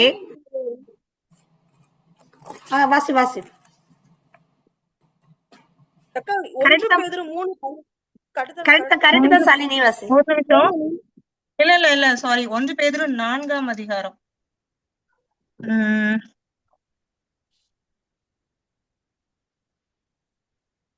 1 பேதுரு கரெக்ட் தான்க்கா. 1 பேதுரு 3:18-20 வருது. Okay okay 3:18 18-20. ஏனெனில் கிறிஸ்துவும் நம்மை தேவனிடத்தில் சேர்க்கும்படி அநீதி உள்ளவர்களுக்கு பதிலாக நீதி உள்ளவராய் பாவங்களின் நிமித்தம் ஒரு தரம் பாடுபட்டார். அவர் மாமிசத்திலே கொலை உண்டு ஆவியிலே உயிர்ப்பிக்கப்பட்டார். அந்த ஆவியிலே அவர் போய் காவலில் உள்ள ஆவிகளுக்கு பிரசங்கித்தார். அந்த ஆவிகள் பூர்வத்திலே நோவா பேழையை ஆயத்தம் பண்ணும் நாட்களிலே தேவன் நீடிய பொறுமையோட காத்திருந்தது போது கீழ்ப்படியாமல் போனவைகள். அந்த பேழையிலே சிலராகிய 8 பேர் மாத்திரம் பிரவேசித்து ஜலத்தினாலே காக்கப்பட்டார்கள். இதற்கு ஒப்பானவையான ஞானஸ்தானமானது மாமிச அழுக்கை நீக்குதலாய் இராமல் தேவனை பற்றும் நல் மனசாட்சியின் உடன்படிக்கையாயிருந்து இப்பொழுது நம்மையும் கிறிஸ்து இயேசுவனுடைய உயிர்த்தெழுதினால் ரட்சிக்கிறது. அவர் பரலோகத்துக்கு போய் தேவனுடைய வலது பாரிசத்தில் இருக்கிறார். தேவ தூதர்களும் அதிகாரிகளும் வல்லமைகளும் அவருக்கு கீழ்பட்டு இருக்கிறது. ஆமென். இதுல நம்ம பார்க்கும்போது கிறிஸ்துவும் நம்மை தேவனிடத்தில் சேர்க்கும்படி அநீதி உள்ளவர்களுக்கு பதிலாக நீதி உள்ளவராய் பாவங்களின் நிமித்தம் ஒரு தரம் பாடுபட்டார். அதான் சொன்னேன், நம்மளை மீட்கும்படியாய் அவர் பாவியானார். அதான் சொன்ன தூரத்துல ஒரு ஜெயில இருக்கிறவங்களை போய் காப்பாத்த போறோம் அப்படின்னா அந்த பாதை தன்னையே மரணத்திற்குள்ளாக்கும் என்று தெரியும் அவருக்கு. தானும் மாம்சத்துலதான் இருந்தாரு, பாவமே இல்ல. ஆனா அவர் பாவியாக்கப்பட்டார், அவர் அடிக்கப்பட்டாரு, அவர் மாம்சத்துல கொலையுண்டு ஆவியிலே உயிர்ப்பிக்கப்பட்டார். அந்த ஆவியிலே அவர் போய் காவலில் உள்ள ஆவிகளுக்கு பிரசங்கித்தார். இதுதான் அந்த பாதாளத்தின் ஆவிகள் நான் சொன்னது. அப்போ அந்த ஆவிகள் பூர்வத்திலே நோவா பேழையை ஆயத்தம் அநேக பாதாளத்தின் வல்லமையை அவர் இது பண்ண காரியங்கள் நிறைய இருக்கு. ஆனா நீங்க பாத்தீங்க அப்படின்னா வேதத்துல நிறைய காரியங்கள் மறைவாக்கப்பட்ட ரகசியங்களாவும் இருக்கு. நிறைய நம்ம புரிந்து கொள்ளுகிறதுக்கு நம்மளுக்கு இது இருக்கிற காரியங்கள். அதான் யோவான் சொல்லுவார், இன்னும் அநேக காரியங்கள் இருக்கு, நம்ம அதெல்லாம் அதெல்லாம் எழுதவே முடியாது, அவ்வளோ இருக்கு அப்படின்ற மாதிரி. அப்போ இந்த இடத்துல உடனே நம்ம எப்பொழுதுமே அதான் இது இந்த இடத்துல இதை ரிலேட் பண்ணி பேசணும், இது இப்படி இருக்கும். அப்ப ஆவிகளுக்கு அங்கு போனாரு. அப்போ நோவா காலத்துல கீழ்ப்படியாம போன ஆவிகளுக்கு மாத்திரம்தான் அவர் பிரசங்கித்தாரா அப்படின்னா அவர் அநேக காரியங்களை செய்தார், நமக்கு தெரியாது. அவர் பாதாளத்தின் வல்லமையை அவர் இது பண்ணி அங்க இருக்கிற ஜனங்களுக்கு சுவிசேஷம் அறிவித்து அவர்களையும் அவர் ரட்சிப்புக்குள்ளாக்கி கொண்டு வருகிற காரியம். அப்போ இந்த உயிர்த்தெழுதல் நம்மளை பாதாளத்தின் வல்லமைக்கு மீட்டுக் கொள்கிறது மாத்திரமல்ல, நம்மளை ரட்சிக்கிற ஒரு அனுபவத்துக்குள்ள அந்த ரட்சிப்பை நமக்கு தரும்படியாய். அப்போ அவர் மரித்து அவர் அந்த பாதாளத்துக்குள்ள போயிட்டு வந்ததுனாலதான் நம்ம இன்னைக்கு என்ன பண்ணிருக்கிறோம், நம்ம அந்த ரட்சிப்பின் அனுபவத்தை பெற்றுக்கொண்டுகிற ஒரு காரியமா இருக்கிறது. அப்போ அவர் பரலோகத்திற்கு போய் தேவனுடைய வலது பாரிசத்துல இருக்கிறாரு அப்படின்னு சொல்லிட்டு பார்க்கிற ஒரு காரியம். அப்போ ஆண்டவர் நம்மளுக்கு அவருடைய உயிர்த்தெழுதலினால அவருடைய மரணத்தினால நாம பெற்றுக்கொள்ளுகிற காரியங்கள் எவ்வளவு ஒரு பாக்கியம் இல்ல. ஆண்டவர் நம்மளுக்கு எவ்வளவு ஒரு நன்மையான காரியங்களை நமக்கு வைத்திருக்கிறார் இல்ல. லூக்கா 23:43 வாசிக்கலாம்.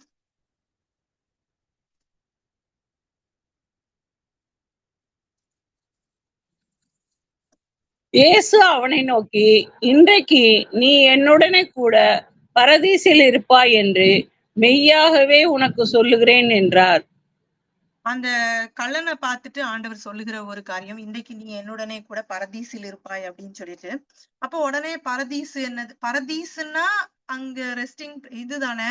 அப்போ பாதாளத்துல இருக்கிற காரியம் என்ன, பரதீசு என்னன்னுலாம் நீங்க குழப்பிக்க வேண்டாம். பாதாளத்தின் வல்லமையை மீட்டு அதிகாரத்தை பெற்றுக்கொண்ட ஆண்டவர் அந்த மரித்த ஆத்துமாக்களை என்ன பண்ணாரு, பரதீசுல இளைப்பாறுகிற ஒரு இடத்துக்கு, ரெஸ்டிங் பிளேஸ்க்கு, எப்படி ஒரு டார்ச்சரஸ் பிளேஸ்ல இருந்து அவர் ஒரு ரெஸ்டிங் பிளேஸ்க்கு கொண்டு போய் வச்சாரு.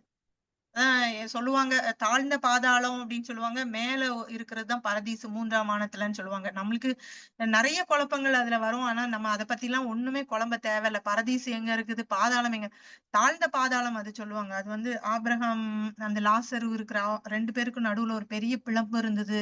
இந்த காரியங்கள் அவன் அங்க வேதனையோட இருந்தான் அப்படின்னு. அப்ப அந்த வேதனையோட இருந்த ஜனங்களை மீட்டு கொண்டுதான் ஆண்டவர் அந்த பரதீசுல கொண்டு வந்து வச்சாரு. அதனாலதான் அந்த கள்ளன்ட்ட சொல்லுவாரு, அவனுக்கு ரட்சிப்பை கொடுத்து அவர் அங்க போயிட்டு வந்த பிறகு அவர் அங்க உன்னதத்திற்கு ஏறி, அதாவது அந்த சங்கீதத்துல நம்ம வாசிப்போம், சிறைப்பட்டவர்களை சிறை மீட்டு அவர் மனுஷருக்கு வரங்களை பெற்று தந்தார் அப்படின்னு சொல்லிட்டு. அவர் அந்த காரியங்களை செய்ததுனாலதான் பரிசுத்த ஆவியானவர் நமக்கு கொடுக்கப்பட்ட ஒரு அனுபவம்.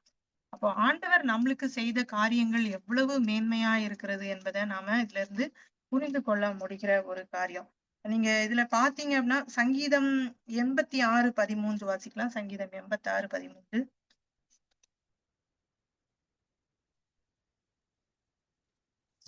நீர் எனக்கு பாராட்டின உமது கிருபை பெரியது.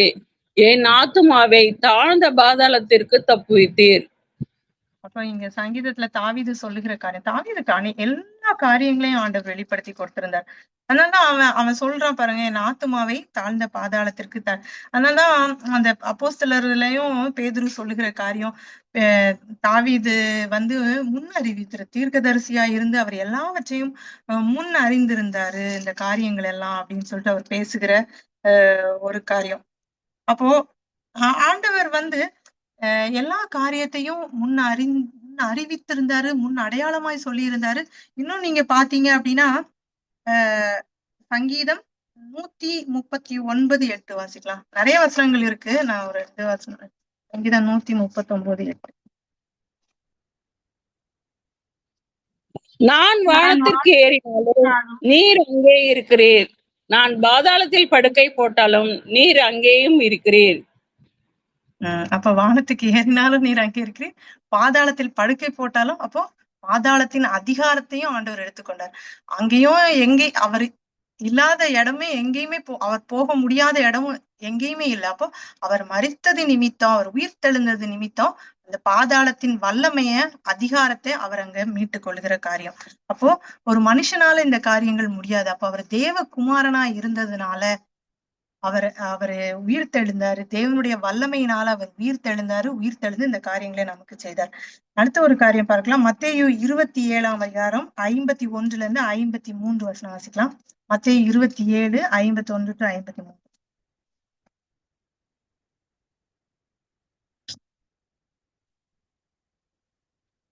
அப்பொழுது தேவாலயத்தின் திரைச்சீலை மேல் தொடங்கி கீழ்வரைக்கும் 2ஆக கிழிந்தது. பூமியும் அதிர்ந்தது, கண்மலைகளும் பிளந்தது, கல்லறைகளும் திறந்தது. நித்திரை அடைந்திருந்த அநேக பரிசுத்தவான்களுடைய சரீரங்களும் எழுந்திருந்தது. அவர் உயிர் தெழுந்த பின்பு இவர்கள் கல்லறைகளை விட்டு புறப்பட்டு பரிசுத்த நகரத்தில் பிரவேசித்து அநேகருக்கு காணப்பட்டார்கள். 100க்கு அதிபதியும் அவனோடு கூட இயேசுவை காவல் வைத்திருந்தவர்களும் பூமி அதிர்ச்சியும் சம்பவித்த காரியங்களும் கண்டு மிகவும் பயந்து மெய்யாகவே இவர் தேவனுடைய குமாரன் என்றார்கள். அப்போ மரித்த பரிசுத்தவான்கள்லாம் எந்திரிச்சாங்கன்னு பாக்குறோம்ல. அப்ப யாரெல்லாம் எந்திரிச்சிருப்பான்னு நினைக்கிறீங்க? யோசிச்சு பார்த்திருப்பீங்கல்ல. ஆண்டவருடைய மரணத்திற்கு முன்னாடியே நிறைய பேர் மரித்த காரியங்கள். அப்போ ஆண்டவர் என்ன சொன்னாதான் உங்ககிட்ட சொன்னேன். ஆண்டவர் மரித்தோருக்கு தேவனாயிராமல் ஜீவன் உள்ளோருக்கு தேவனாயிருக்கிறார் அப்படின்னு சொல்லிட்டு.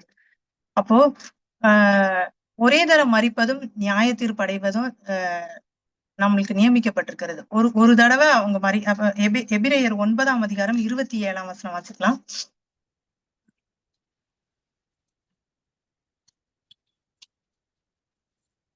அன்றியும் ஒரே தரம் மரிப்பதும் பின்பு நியாய தீர்ப்பு அடைவதும் மனுஷருக்கு நியமிக்கப்பட்டிருக்கிறபடியே கிறிஸ்துவும் அநேகருடைய பாவங்களை சுமந்து தீர்க்கும்படிக்கு ஒரே தரம் பலிடப்பட்டு தமக்காக காத்து கொண்டிருக்கிறவர்களுக்கு இரட்சிப்பை அருளும்படி 2ஆம் தரம் பாவம் இல்லாமல் தரிசனமாவார்.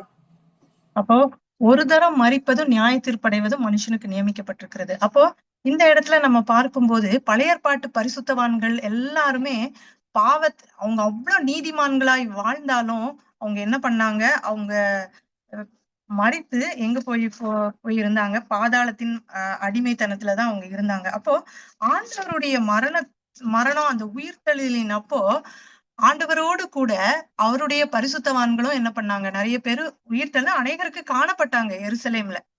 ஆனா உயிர்த்தெழுதல்ல முதல் உயிர்த்தெழுதல் கிறிஸ்துதான் முதலாவது உயிர்த்தெழுந்தது. ஆனா அவங்க அந்த கல்லறைகள் திறக்கப்பட்டது இருந்தது.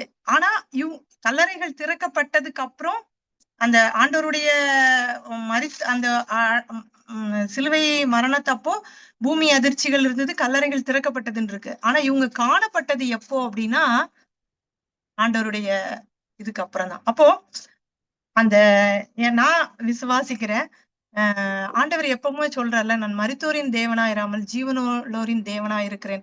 அவர் எப்பொழுதுமே ஆபிரகாம், ஈசாக்கு, யாக்கோபின் தேவனா இருக்கிறேன்னு சொல்றாரு.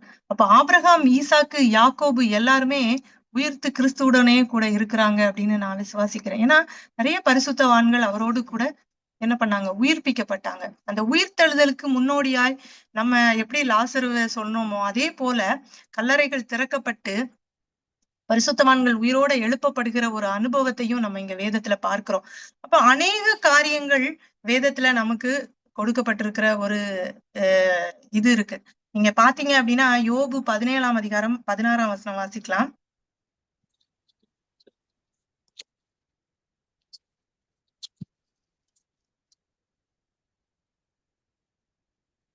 பதினேழு 16.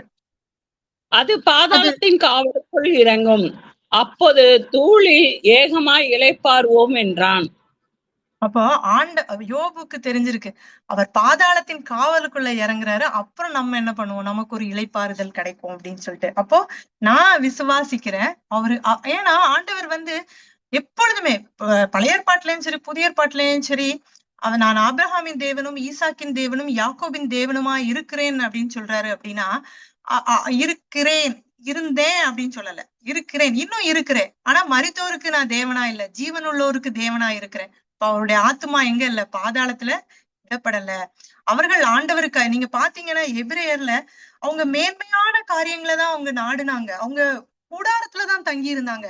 நீங்க இன்னும் பாத்தீங்க அப்படின்னா ஆபிரகாம் ஈசாக்கு அடக்கம் பண்ணின இடத்துலதான் யாக்கோபு தன்னை அடக்கம் பண்ணணும்னு சொல்லிட்டு யோசேப்புல கேட்டுக்கொள்வான். ஏன் அப்படின்னா அந்த கல்லறை திறக்கப்படும் போது, அந்த உயிர்த்தெழுதல் நடக்கும் போது அவர்கள் எல்லாரும் ஒருமித்து எந்திரிக்கணும் அப்படின்னு அவங்க நினைச்சாங்க அப்படின்னு. எனக்கு தெரியல இது குறித்து உங்களுக்கு என்ன இருக்குது தெரியல. பட் நான் வேதத்தின் அடிப்படையில நான் தியானிக்கும் போது ஆண்டவர் எனக்கு கற்றுக் கொடுத்த காரியம் இதுதான். ஏன்னா அவர் தன்னை புதிய ஏற்பாட்டிலையும் சரி பழைய ஏற்பாட்டிலையும் சரி அவர் ஆபிரகாமின் தேவன், நான் ஜீவனுள்ளோரின் தேவனா இருக்கிறேன் அப்படின்னு சொல்லும்போது அவங்களுக்கு ஒரு மரணம் இல்ல அப்படின்றதுதான் நான் விசுவாசிக்கிறேன். இன்னைக்கு நம்ம முக்கியமா நம்மளுடைய ஒரு இந்த நம்ம தியானித்ததனுடைய காரியத்தினுடைய ஒரு முக்கியமான மேன்மையான ஒரு இது என்ன அப்படின்னா நம்மளுக்கும் மரணம் இல்லை என்பதை நம்ம ஒருவேளை நம்ம மரணத்தை குறித்து பயந்துட்டு இருந்தோமோ, இல்ல நம்ம அருமையானவர்கள் நம்ம ஆண்டவர் அவர்களை உயிரோட எழுப்பி தான் கூட வச்சுக்கிறாருன்றது இதை விட நம்மளுக்கு என்ன வேணும், நம்மளுக்கு என்ன வசனங்கள்ல நமக்கு அது உறுதிப்பாடு, நமக்கு உறுதிப்படுத்துற வசனங்கள் நமக்கு எப்படி இன்னும் வேணும்னு நம்ம நினைச்சோம்னா இன்னும் நம்ம தியானிக்கும் போது நம்ம அதை புரிந்து கொள்ள முடியும். அப்போ அவரோடு கூட அவர் இன்றைக்கு நீ என்னுடனே கூட பரதீசில் இருப்பாய் அப்படின்னு சொல்றாரு. அப்போ அவர்களை பாதாளத்தின் வல்லமைக்கு விடுதலையாக்கி அவர்களோ இளைப்பாறுதலுக்குள்ள வைத்திருக்கிறார், அவர்கள் ஜீவித்து இருக்கிறார்கள் என்பதை நாம புரிந்து கொள்ள முடியும். இன்னும் எபேசியர் 4ஆம் அதிகாரம் 8, 9, 10 வாசிக்கலாம். ஆதலால் அவர் உன்னதத்திற்கு ஏறி சிறைப்பட்டவர்களை சிறையாக்கி மனுஷர்களுக்கு வரங்களை அளித்தார் என்று சொல்லி இருக்கிறார். ஏறினார் என்பதனாலே அவர் அதற்கு முன்னே பூமியின் தாழ்விடங்களில் இறங்கினார் என்று விளங்குகிறது அல்லவா. இறங்கினவரே எல்லாவற்றையும் நிரம்பத்தக்கதாக எல்லா வானங்களுக்கும் மேலாக உன்னதத்திற்கு ஏறினவருமாய் இருக்கிறார். அப்போ அங்க அவர் அந்த அவர் பாதாளத்திற்கு இறங்கி இந்த காரியங்களை செய்து அவர் திரும்ப உன்னதத்திற்கு ஏறி தேவனுடைய வலது பார்சத்துல உட்கார்ந்து இருக்கிறாருன்னு நம்ம பார்த்தோம். அப்போ அந்த ஏறினார் அப்படின்னா அப்போ அவர் இறங்கி இருக்கிறாரு, பூமியின் தாழ்விடங்களில இறங்கி இருக்கிறார் அப்படின்னு. இப்போ உன்னதத்திற்கு ஏறி சிறைப்பட்டவர்களை சிறையாக்கி மனுஷர்களுக்கு வரங்களை அளித்தார் அப்படின்னு சொல்லிட்டு பார்க்கிறோம். இதையே அப்போஸ்தலர் 2ஆம் அதிகாரம் 32, 33 வாசிக்கலாம். இந்த இயேசுவை தேவன் எழுப்பினார், இதற்கு நாங்கள் எல்லாரும் சாட்சிகளாய் இருக்கிறோம். அவர் தேவனுடைய வலதுகரத்தினாலே உயர்த்தப்பட்டு பிதா அருளிய வாக்குத்தத்தத்தின்படி பரிசுத்த ஆவியை பெற்று நீங்கள் இப்பொழுது காண்கிறதும் கேட்கிறதுமாக இதை பொழிந்தருளினார். அப்போ அவருடைய உயிர்த்தெழுதலின் மேன்மையான காரியம், அவர் பாதாளத்தின் வல்லமைக்கு நம்மளையும் நம்மளுடைய முன்னோர்களையும் அவர் மீட்டு கொண்டாரு அப்படின்னு சொல்லிட்டு பார்க்கிறோம். அது இல்லாம அவர் நமக்கு வரங்களை பெற்று தந்தார். நம்ம கூட இருக்கும்படியா அவர் நம்மளுக்கு வரங்களை குறித்து நம்ம அறிந்திருக்கிறோம். விசுவாச வரம், எல்லா காரியங்களையும் நம்ம பார்க்கிறோம். அப்ப அவர் உயிர்த்தெழுந்ததுனாலதான், உயிர்த்தெழுந்து தேவனுடைய வலது பார்சத்துல உட்கார்ந்து கொண்டு நம்ம பிதாருடைய வாக்குத்தத்தத்தின்படி பரிசுத்த ஆவியை பெற்று நீங்கள் இப்பொழுது காண்கிறதும் கேட்கிறதுமாகி இதை பொழிந்தருளினார். நம்ம எபேசியர்லயும் அதேதான் பார்க்கிறோம். உன்னதத்திற்கு ஏறி சிறைப்பட்டவர்களை சிறையாக்கி மனுஷருக்கு வரங்களே.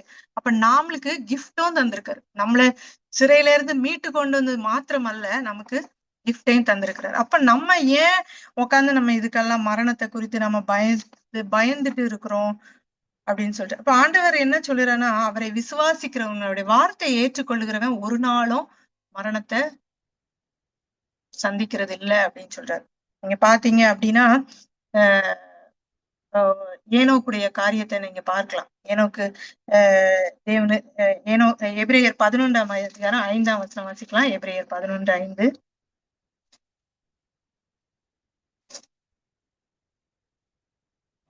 விசுவாசத்தினாலே ஏனோக்கு மரணத்தை காணாதபடிக்கு எடுத்துக்கொள்ளப்பட்டான். தேவன் அவனை எடுத்துக்கொண்டபடினாலே அவன் காணப்படாமற் போனான். அவன் தேவனுக்கு பிரியமானவன் என்று அவன் எடுத்துக்கொள்ளப்படுவதற்கு முன்னமே சாட்சி பெற்றான். இப்ப ஏனோக்கு குறித்து சொல்லும் போது உடனே அதுவும் ஒரு தரம் மரிப்பதும் பின்பு நியாயத்திற்படைவதும், அது ஏனோக்கு வேற ஒரு வேலை டாஸ்க் வச்சிருக்காரு ஆண்டவர். அப்போ அவர் எந்த காரியங்களை செய்தாலும் அவர் அதுல ஒரு அவருக்குன்னு ஒரு நியாயம் அங்க இருக்கும், அவருடைய நீதின்றது அங்க இருக்கும். இப்ப நம்ம நிறைய காரியங்களை குறித்து கேள்விப்படுது. ஆனா வேதம் நம்மகிட்டயும் என்ன சொல்லுதுன்னா, என்னை விசுவாசிக்கிறவன் எவனோ அவன் மரணத்தை காண்பதில்லைன்னு ஆண்டவர் சொல்கிறார். நீங்க யோவான் 5ஆம் அதிகாரம் 24ஆம் வசனம் வாசிக்கலாம். யோவான் 5:24.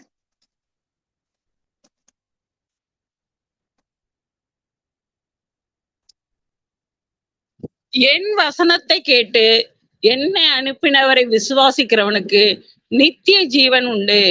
அவன் ஆக்கினைக்கு தீர்ப்புக்குட்படாமல் மரணத்தை விட்டு நீங்கி ஜீவனுக்குட்பட்டு இருக்கிறான் என்று மெய்யாகவே மெய்யாகவே உங்களுக்கு சொல்லுகிறேன்.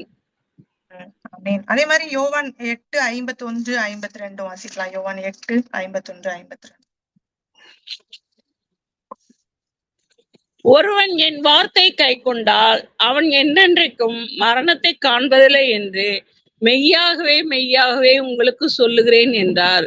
அப்பொழுது யூதர்கள் அவரை நோக்கி, நீ பிசாசு பிடித்தவன் என்று இப்பொழுது அறிந்திருக்கிறோம். ஆபிரகாமும் தீர்க்கதரிசிகளும் மரித்தார்கள், நீயோ ஒருவன் என் வார்த்தையை கை கொண்டால் என்றென்றைக்கும் மரணத்தை ருசி பார்ப்பதில்லை என்கிறாய். அப்போ இதுல நம்ம பார்க்கும்போது அவங்க அறியாமை நிமித்தம் அவங்க சொல்லுகிறாங்க, அவங்க அவரை விசுவாசிக்கிறவங்க மரணத்தை காண்பதில்லை அப்படின்னு. ஆனா நம்ம ஒன்று புரிந்து கொள்ள வேண்டும்.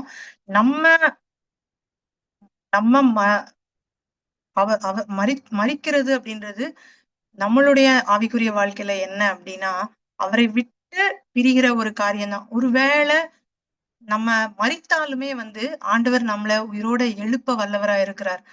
நம்முடைய சரீரம் மரித்து போனாலும் நம்மளை உயிர்ப்பிக்க வல்லவரா இருக்கிறார். அதே மாதிரி நம்ம ஒருவேளை மரித்தாலும் அவர் நம்மளை எழுப்பி நம்மளை அவரோடு கூட பரதீசுல வைத்திருக்கிற அந்த நம்மள வச்சிருக்கிற பாக்கியத்தையும் பெற்றிருக்கிறார். அதே மாதிரி மரணம் இல்லாம ஏனோக்கை போல எலியாவை போல நம்ம உயிரோட கொண்டு போய் அவரோடு கூட வைத்திருக்கிற காரியம், அவரால கூடாத காரியம் ஒண்ணுமே இல்லை. அப்போ நம்ம இந்த காரியங்களை எதையுமே புரிந்து கொள்ளாம நம்ம பயந்துகிட்டு நம்ம அவருடைய உயிர்த்தெழுதலின் அந்த வல்லமை, அந்த உயிர்த்தெழுதலினால நம்ம இந்த பாதாளத்தின் வல்லமையில இருந்து நம்ம மேற்கொள்ளப்பட்டு அவரோடு கூட இருக்கிற ஒரு என்னைக்குமா இருக்கிற ஒரு பாக்கியத்தை பெற்றிருக்கிறோம். இந்த பூமியிலையும் நம்ம அவர் தந்திருக்கிற வரங்களை பெற்றுக்கொள்ளுகிறதுக்கு பாக்கியத்தை பெற்றிருக்கிறோம். அதே மாதிரி நீங்க பாத்தீங்கன்னா வெளிப்படுத்தல் 20ஆம் அதிகாரம் 4, 5, 6 மாத்திரம் வாசிச்சு முடிக்கலாம். வெளிப்படுத்தல் 20, 4, 5, 6. நான் சிங்காசனத்தை கண்டேன், அவைகளின் மேல் உட்கார்ந்தார்கள், நியாய தீர்ப்பு கொடுக்கும்படி அவர்களுக்கு அதிகாரம் அளிக்கப்பட்டது. இயேசுவை பற்றிய சாட்சி நிமித்தமும் தேவனுடைய வசனத்தின் நிமித்தமும் சிரசேதம் பண்ணப்பட்டவர்களுடைய ஆத்துமாக்களையும் மிருகத்தையாவது அதன் சொருபத்தையாவது வணங்காமலும் தங்கள் நெற்றியிலும் தங்கள் கையிலும் அதன் முத்திரையை தரித்துக் கொள்ளாமலும் இருந்தவர்களையும் கண்டேன். அவர்கள் உயிர்த்து கிறிஸ்துடனே கூட 1000 வருஷம் அரசாண்டார்கள். மரணமடைந்த மற்றவர்கள் அந்த 1000 வருஷம் முடியும் அளவும் உயிரடையவில்லை. இதுவே முதலாம் உயிர்த்தெழுதல். முதலாம் உயிர்த்தெழுதலுக்கு பங்குள்ளவன் பாக்கியவானும் பரிசுத்தவானுமாயிருக்கிறான். இவர்கள் மேல் 2ஆம் மரணத்திற்கு அதிகாரம் இல்லை. இவர்கள் தேவனுக்கும் கிறிஸ்துவுக்கும் முன்பாக ஆசாரியராயிருந்து அவரோடே கூட 1000 வருஷம் அரசாளுவார்கள். ஆமென். அப்போ இந்த நம்ம அவருடைய வார்த்தையை கை கொண்டு அவருக்காய் வாழ்ந்தோம் அப்படின்னா நமக்கு மரணமே கிடையாது. ஒருவேளை நம்ம ஆண்டுடைய வருகைக்கு முன்னால நம்ம மரித்து போயிட்டோம் அப்படின்னாலும் 1000 வருஷம் அரசாட்சிக்காக அவர் என்ன பண்ணுவாரு, உயிர்த்தெழ வைப்பாரு. ஆனா மற்றவர்கள் யாரும் என்ன பண்ண மாட்டாங்க, 1000 வருஷம் முடியிற வரைக்கும் உயிரடைய மாட்டாங்க. ஆனா மரித்த ஆண்டவருடைய வார்த்தைக்காக வைராக்கியமாய் நின்று அவருடைய வருகைக்கு முன்னாடி மரித்திருந்தாலும் நம்மள அவர் உயிரோட எழுப்பி அவரோடு கூட ஆட்சி தேவனுக்கு முன்பாக கிறிஸ்துவுக்கு முன்பாக ஆசாரியராய் அவர் அவரோடு கூட அரசாளுகிற ஒரு பாக்கியத்தை நமக்கு தருவார். அப்போ முதலாம் உயிர்த்தெழுதலுக்கு பங்குள்ளவன் பாக்கியவானும் பரிசுத்தவானுமா இருக்கிறான் அப்படின்னு சொல்லிட்டு, அப்போ கிறிஸ்துதான் முதலாவது உயிர் தெழுந்தார், அப்படித்தானே? அப்போ அவருடைய அந்த உயிர்த்தெழுதலுக்கு பங்குள்ளவர்களாய் நாம மாற வேண்டும். அப்போ அவர் உயிர்த்தெழுந்தது போல நம்மளும் நம்முடைய சரீரம், அதான் அழிவுள்ளதாகி இது அழியாமையும் சாவுக்கு எதுவாகி இது சாவாமையும் தரித்து கொள்ள வேண்டும். அப்பொழுது மரணம் ஜெயமாக மாறும் அப்படின்னு சொல்லிட்டு நம்ம வேதத்துல பார்க்க. அப்ப அவருடைய மரணத்தின் சாயலில் நாம இணைக்கப்படணும். அப்ப அவர் என்னென்ன, அதான் எந்த காரியமும் வேதத்துல இது ஏன் நடந்தது அது ஏன் நடந்ததுன்னு நம்ம ஆலோசிக்காம அதை உட்கார்ந்து வியாக்கியானம் பண்ணிட்டு இருக்காம அவர் நமக்கு வைத்திருக்கிற பாக்கியங்களை அவருடைய உயிர்த்தெழுதலினால நாம பெற்றுக்கொண்டதான். பவுல் எப்பவும் சொல்லுவார், அவருடைய உயிர்த்தெழுதலை இன்னும் நிறைய அவருடைய மரணத்தை நாங்க எப்பொழுதும் சுமந்து திரிகிறோம் அப்படின்னு சொல்றாரு பவுல் 2 கொரிந்தியர் 4:10. அப்போஸ்தலர்கள் எல்லாருமே அந்த உயிர்த்தெழுதலை குறித்துதான் பலமாய் சாட்சி கொடுத்தாங்க. அதனாலதான் யூதர்களுக்கு கோபம் வந்தது, சாத்தானுக்கு கோபம் வந்தது. ஏன்னா அந்த உயிர்த்தெழுதலின் மேன்மையை அவங்க ஏற்றுக்கொள்ள முடியாம இருந்தாங்க. சாத்தானுக்கு என்னன்னா அந்த உயிர்த்தெழுதலினாலதானே ஜனங்களுக்கு ஒரு விடுதலை, நான் கட்டி வைத்திருந்த எல்லா ஆத்துமாக்களும் விடுவிக்கப்பட்டுச்சு அப்படின்ட்டு. அப்போ நம்ம அந்த உயிர்த்தெழுதலின் மேன்மையை அறிந்து கொண்டவர்கள் கர்த்தருடைய வார்த்தையின்படி நடப்போம், கர்த்தருடைய வருகைக்காய் காத்திருப்போம். கர்த்தர் இந்த வார்த்தைகளை ஆசீர்வதிப்பாராக.